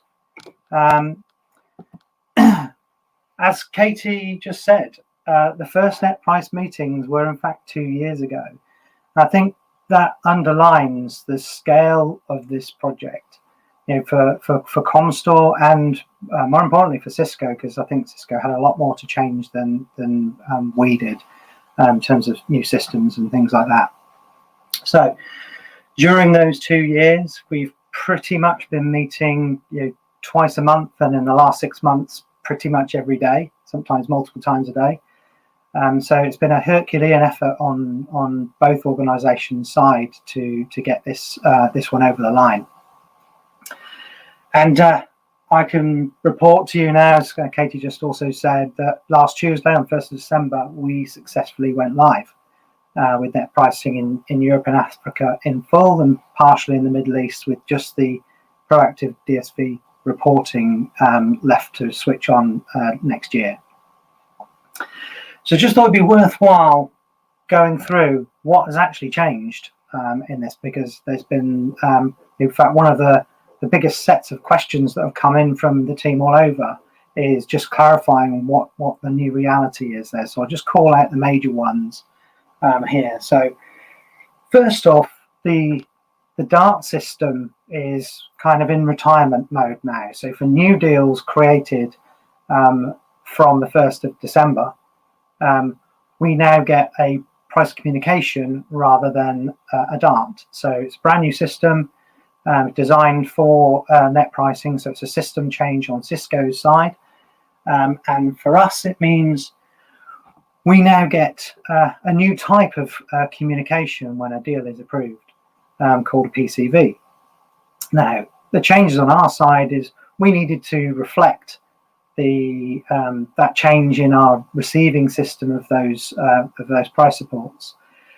But more than that, we also needed to change our price support system in SAP as well, because it's a brand new behavior for distribution. We are no longer a POS and claim business only. We have to take regular orders that are resell for Cisco through a net pricing model. So we needed to reflect that behavior in our internal systems. We also had to update the DSV system. So DSV has moved from version 1 to version 2, which again has been designed for net pricing. That means a number of things have had to change in that. We now need to report magic keys, which I'll come on to in a bit. We now need to report deal IDs and promotions in a different way to before. So there's a brand new DSV loading template and API template for that. So we've cut over to that on the 1st of December as well. We've had to move the POS from the old template to the new global template, which again is designed for net pricing. And along with that, we've had to change the whole way that we capture what we're going to POS to Cisco. Previously, it was everything bar CBN, but now it's only things that we ship from the warehouse. So anything that's a resale order, we don't POS at all anymore. So we needed to recode that whole system to make sure that we were only sending you the things that you needed to see. Along with all of that, we've had to look at the integrations with CCW to reflect all of the changes for net pricing and making sure that the quotes that we're pulling through the APIs are landing correctly into our quoting systems and then into the customers, and obviously creating orders from all of that, making sure we've got all of the right information for that. And we've had to adjust CCWR for the same reason. Net price sample invoices are different from the old ones. They contain all of the discounts like multi-year upfront. So we needed to reflect that in the system. And in all of the systems, so Magic Key is one of those really important pieces of information that you will now see if you work in CCW or CCWR. You will now start to see the Magic Key being visible in the deals at a line level, and those arrive with us in all of those channels. So when we receive a PCV, we see the Magic Key. When we acquire a quote from CCW or CCWR, we see the Magic Key. We need to take that through onto orders. We need to take that through onto purchase orders. We need to DSV it, and we need to POS it where appropriate. So that's a really key piece of information that threads through the entire process. We've had to look at the automations that we run our side, some of which are to check for the correct things happening. Some of those are to automate steps to reduce effort. So we've had to make sure that all of those are updated and working. And we've had to redocument processes, screens, and train a lot of people to make all this happen as well. So that's all of the things that, just as a highlight of what we've had to look at. Now, how's it gone? So, as we said, we went live on the 1st, and one of the things that you're always worried about with these sorts of projects, particularly when it's such a big project like this, is what happens morning one. Does the business stop? Does it really slow down? Are things broken? And I have to say, for a project of this size, it's gone remarkably well. From the very first hour of the morning, we were quoting in SAP, we were pulling things from CCW, so our integrations were working with CCW and CCWR. We were loading purchase orders to Cisco in CCW and CCWR, and we were receiving price notifications through the new system as well. So, from that point of view, it's gone pretty well, very well. But of course, along with a project this size, we also expect to see the odd niggle, as Katie just pointed out, and there have been some, and these were absolutely to be expected. So we've seen some things come through that we've needed to amend automation rules for, or create new ones. So that's ongoing through the hypercare phase to sort those out. We saw some reseller data being missed off the PCVs that we were receiving from Cisco. Turned out that was the production wasn't connected correctly with the Rivet system, so it wasn't pulling the information. So that's now been corrected. We've had a few little issues with DSV submissions during the last week. They've been corrected very quickly, and it's little things like the way that a field behaves in the submission. If it's different in production than from test or the previous version, then it's created an issue. So the last one was we couldn't submit empty columns where we used to be able to, and we tested that too. So we've had to amend the submission logic to only send data fields where they're populated instead of sending them blank like we used to. So little things like that slow things down, and we have to make a correction and resubmit. There's been a couple of technical errors on POS as well, some Cisco side, some our side, and both of those have been working. I think we had some really good news on that being corrected last night, but we'll be talking about that on the call later today, just to make sure we've captured everything now. And there's an issue with some of the best pricing logic not quite operating optimally in CCW. So the Cisco team have root caused that yesterday, and they're now working on a couple of options for fixing that in the next few days. So more on that into the future as we go into that. So we are now in the hypercare phase, have been since the first. There's a full team from Cisco, a war room. We've got a WebEx Teams group and daily calls going through the key issues and working out fixes, coming back with solutions and all those sorts of things. I've got to say that the Cisco team have been very good in supporting this post go live. It's a very sort of pragmatic and productive team that we're working with to support the go live, and it will stay in place until we've got without reported issues of a sort of high priority nature. So we're expecting that to keep on running probably for December, I would think. But we'll, once we all agree that we're in a stable place, then that can shut down and we can move forward again. But also, just before I go on to the next slide, which is about renewals, I just wanted to call out thanks to the masses of people, both at Cisco and in Comstore, who've supported this project. It's been very time consuming for a lot of people, and it's as you can imagine, going from we pause and claim everything to we don't do that anymore, and it's actually a mix. It's not only a technical change in the systems, it's a real thought process change, because it fundamentally changes how we do things in the company, and the support we've had from the internal teams and the Cisco teams has been fantastic. So thank you for supporting me and the rest of the team on that.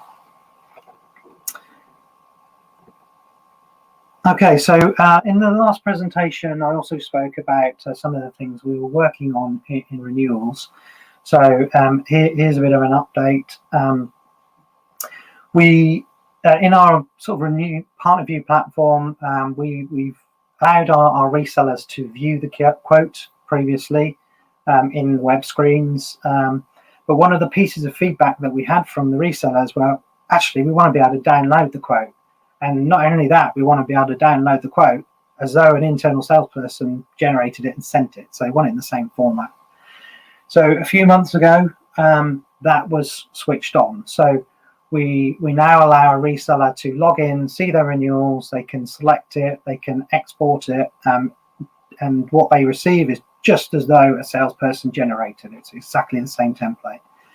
So we are hopeful that the resellers are going to see a much better self-service option for renewals, which is a really important step forward for partner view. Also, one of the big changes that we see with net pricing and renewals and services in general is we see the move from SMS to enterprise SKUs. So, from 1st of December, all new TCWR renewals quotes are enterprise SKUs. We can fully support the term options that CCW and CCWR presented to one tiers forever. So we can fully support that now. And what it means to the reseller is they see enterprise SKUs with their renewals, and we start presenting at the line level contract dates, contract numbers, serial numbers, so they can actually see what each line is covering. And we have been reliant on additional reporting from the systems to send the breakdowns to customers before, and the hope is we'll have to do a lot less of that because it's encoded into the quote that they receive, so they can see it more immediately. One of the other things that the automation has presented to us since we put it in place was the automation of one-year renewal quotes. And we always had a desire to automate multi-year quotes at the same time. I'm pleased to tell you that we now have that, and in fact the next run due will be operating 1 and 3 year renewals quoting through the automation. So that's a really big step. We are really hopeful that it's going to push up the multi-year closure rate, because we're actually presenting that as an option automatically. And the next batch of renewals quote for February and beyond is due to start in the next couple of weeks. So that will be going live with that. Just looking ahead a little bit, we've also started discussions with the Cisco team about a platform that I know the Cisco folks will have heard of already, called Cisco Ready. Now, this is a really important move as we move forward into next year, and the increased importance to software and software renewals in the business. Because what Cisco Ready promises is as good or better data that TPV provides in services, but also software renewals data. And there's been discussions for a long time about how we're going to get robust software renewals data. Cisco Ready is the platform that's going to deliver that, and we've already started to go live in Cisco Q3, assuming there's no issues found in that as we get into the sort of more technical discussions. So really exciting developments there for our software business with the renewals platform. Hopefully be able to generate these automations for the software renewals too. Finally, just to pick up on some of the things that Willem was talking about right at the front, or sorry, Father Christmas was talking about right at the front of the meeting. We've got a little teaser slide here on what's coming next, what we're working on now. So, as Willem was saying, we are working now on an automated quoting experience for approved deals. It's built on the benefits that we get from the richer data we receive from the net pricing go lives. It's absolutely built on that, and we really can see the path to generating quotes automatically based on these approved deals. And I can also confirm that we see a method of doing that for SaaS opportunities as well, because all of those create deals, and unlike darts, we get sent them too. So we are working on being able to present new, modified, and renewals quotes through that same platform for SaaS opportunities. So that's being worked on now. Work's begun on that, and now we've got over the line with net pricing. We can really start working on that in anger. The other things, as Willem also talked about, the SaaS process that we have to work together. We absolutely need to innovate there, both at Cisco and in Comstore, to cope with the growth that we're seeing in that. And there are two new things coming in the next quarter that will allow us to take another step forward. One is the ability for us to pull invoice data through an API. So that's due from Cisco around end of Q2, early Q3.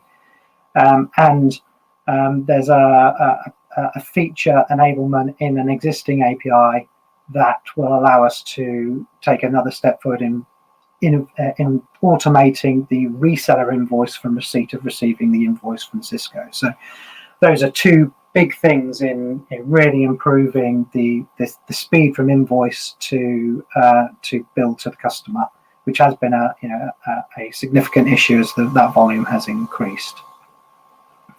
And that's all I had to really say. There'll be more on that in the next session in a few months' time, and probably in between.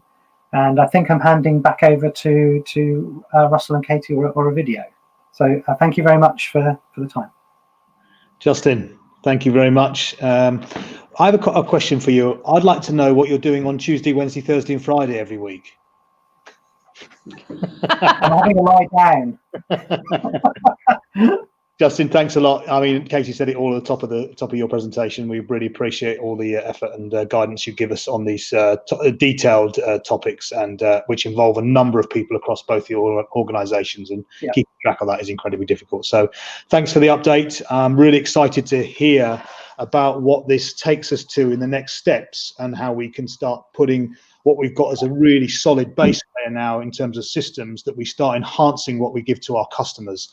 And that's what we're going to get into next, which is the much more exciting topics to deliver, but couldn't be possible without all this groundwork that's already been done. So that's absolutely right. It's a great foundation for us to really start changing things that our resellers and customers can see. Yeah. So yes, it's a very exciting path we've got now. Yeah, absolutely. Okay, thanks a lot, Justin. I'll catch you later on, no doubt. See you later. Thank you, everyone. Appreciate it. And now we'd like to just hand over to Didier from France. Hi, Didier.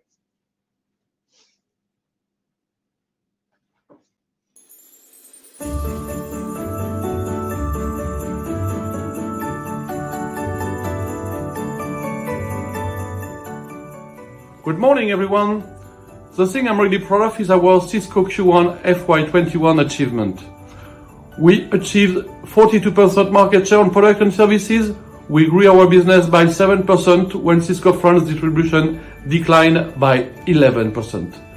That's an incredible result. On top of this, we increased our two-tier market share from 26 last year to 37 this year. This brilliant result makes Comcom France the only growing distributor among the four in France. Congratulations and many thanks to the whole team this very special time.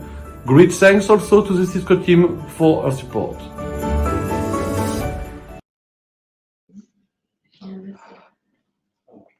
Thanks, Didier. Yeah, and one of the key countries that has had double-digit growth in Cisco's FY21. So we're going to move to another word cloud now. So the question we'd like to ask you is, from a business perspective, how do you feel about 2021? So next year, how do you feel about next year?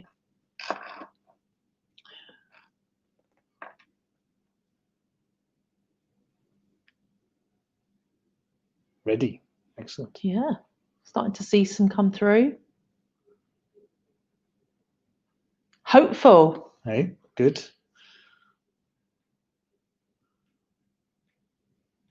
Excited. Optimistic's looking good.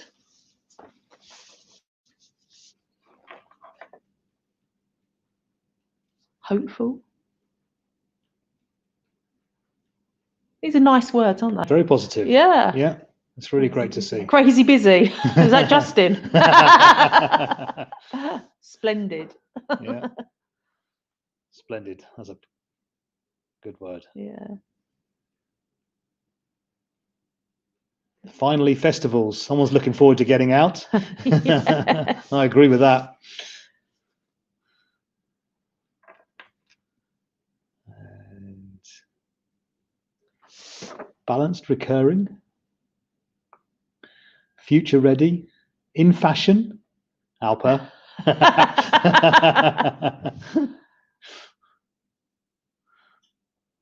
Vaccinated, brilliant. Yeah. Recurring. Optimistic is standing out, hopeful, Yeah. excited. Oh, that's so good. So good to see.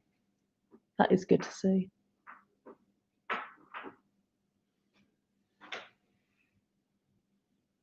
Okay, I think we'll stop it there. But I think overwhelmingly optimistic, hopeful, excited, crazy busy. That one's got a lot smaller now. So. Yeah, There's lots of answers coming in, which is great. But yeah, the big words are obviously the ones that are standing out most for everybody. And as you know, the word clouds pick out those words. Everyone's repeated to tick on them. Yeah, so exactly. Really good. I'm really pleased to see that. Yeah, fantastic. And we're now going to hand over to our final general manager video today, and that is Clive from the UK. And congratulations, Clive, and your UK team for winning the prestigious Distributor of the Year at the recent Virtual Partner Summits Awards from David Meads. So over to you, Clive.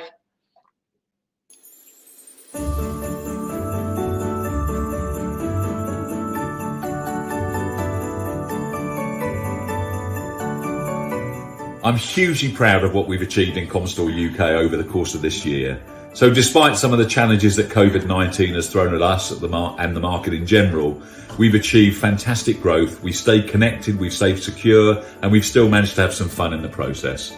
As a consequence, we've grown our market share across the board in those areas particularly important to both us and Cisco, such as two-tier, SMB, data center security, and of course recurring offers. As a consequence of all of this, we were awarded Cisco's Disti of the Year for the first time in 5 years, which is a fantastic accolade and recognition of the fact that we had driven the market better than our competitors over the course of the year. So very, very proud of that achievement. I'd also like to say a huge thank you to those people in our warehouse and logistics centre, our key workers who've been absolutely instrumental in ensuring that we've been able to keep the wheels moving over this challenging period. So a round of applause for all of those guys. Thanks from the UK.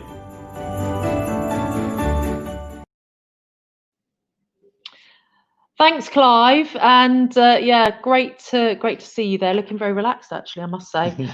So, just before we move to the final part, which is we're going to ask you to complete a very brief survey on what you've heard today.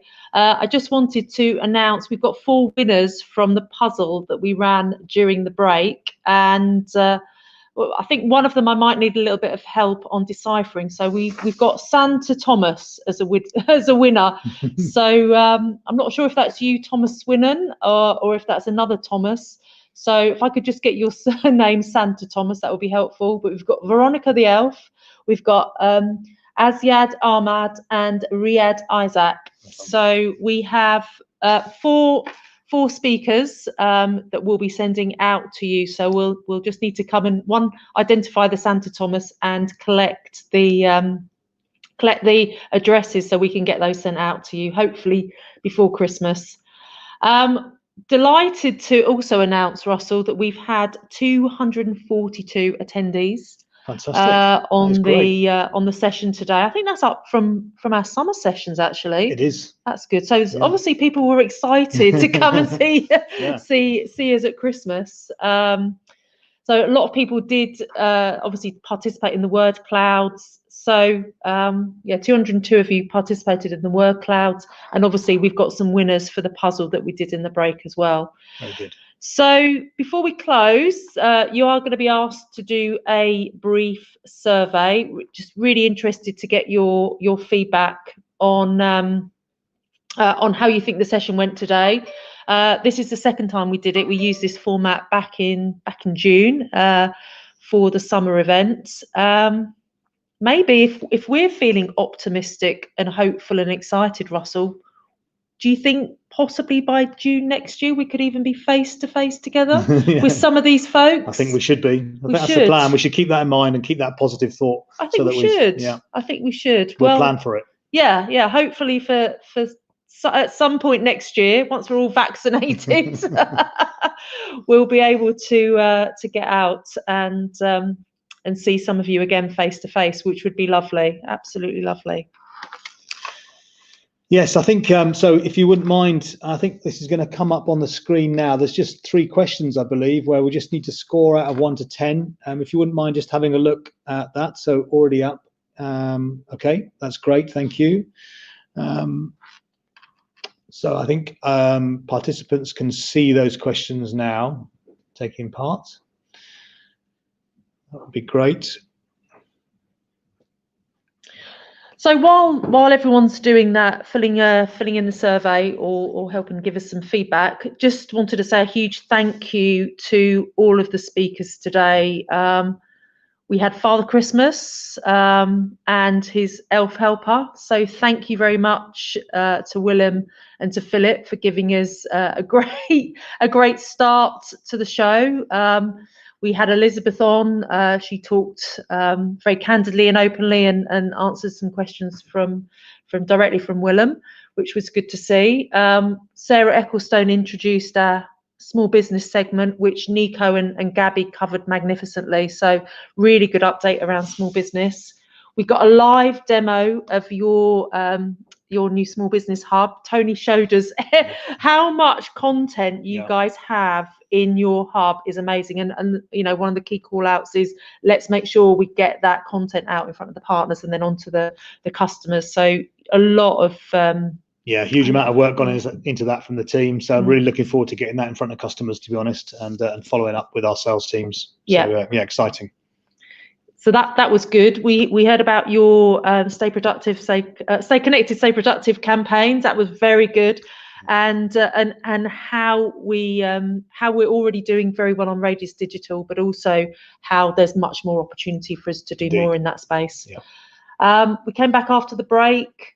Great update from Alpa and Michelle, looking very summery, festive but summery. I think we're all, certainly for us in the Northern Hemisphere, all dreaming of a little bit of sunshine again back in our lives. It seems like it's been a while without it. But great to see the performances from the country marketing leaders, top scores across the board on the 3 leaderboards for Comstore year to date. And as Michelle said, if we could just take a photo and end the competition now, we'd be really happy. But some good performances there. And let's make sure we keep the focus on from a sales perspective as well, because we want to earn every bit of rebate. We then got an amazing update from Tom. I mean, it's fair. There is so much going on at the moment in the software space, and we talked yesterday about it as a team about what more we can do. That's where we see a lot of the growth, but also it's where we need to make some investments and look at how we can accelerate that even further. Ignacio talked to all of the automation that you guys have put in place around renewals. We're already seeing great progress in your renewals performance. Gabby McGee has told me quite a few times now, Cisco's Q2 is our biggest quarter ever. Just want to make sure we're getting that message out loud and clear. She's told all of us in Philip's team it several times, so we can't forget it. So let's make sure we're capturing those. A lot of them are calendar year renewals, as we know as well.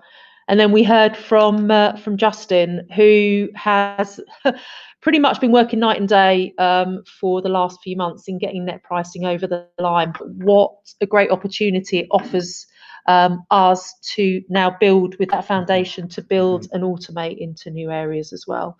So I hope that's been informative. I've really enjoyed it. I'm sorry that you sorry that you got stuck on the motorway for 2 hours. This session's gone really quickly. But I do want to just tag on to what you were saying, Katie, because there's no doubt that there's been some serious amount of content that's come together, highly relevant to go out to our customers. It's really important, and this is a request to all the salespeople, all the customer-facing people, Cisco and Comstore. All this content is only useful when it's in front of customers, and I really urge you to think about how you're getting the best out of that content and what you're doing to maximize the programs that are available, the profitability programs available from Cisco, the enablement programs available from Comstore, and all of that content that helps steer our partners and what they're going to go and chase next. So I think it's a really important element to these sessions that you take away from this. And now there's quite a lot of content today, but take some of it and put it into practice. What are you going to do Monday morning? How are you going to utilize the content that's been discussed and agreed with your teams, the central teams? How do we get it out there, and how do we maximize it with the Cisco teams to join up with the same message as well? All right, so that's one thing. That's my request to everybody, to ask you to go and consider that and put it into action. Yeah, fantastic. Good call to action. And yeah, on behalf of the team here in Bedfont Lakes, so we've got Claire Clark, we've got Tony Riley, Russell Blackburn and myself. We really, really thank you for joining us. We wish you a very, very happy holidays with your family, maybe in slightly smaller groups than we would normally be in, but be safe, have some fun, drink some champagne. I think I definitely will be drinking some champagne. I think we've deserved it after this year. We hope you found it engaging, useful and fun, and we really hope that at some point next year we get to see some of you in person again. Thank you very much, everybody.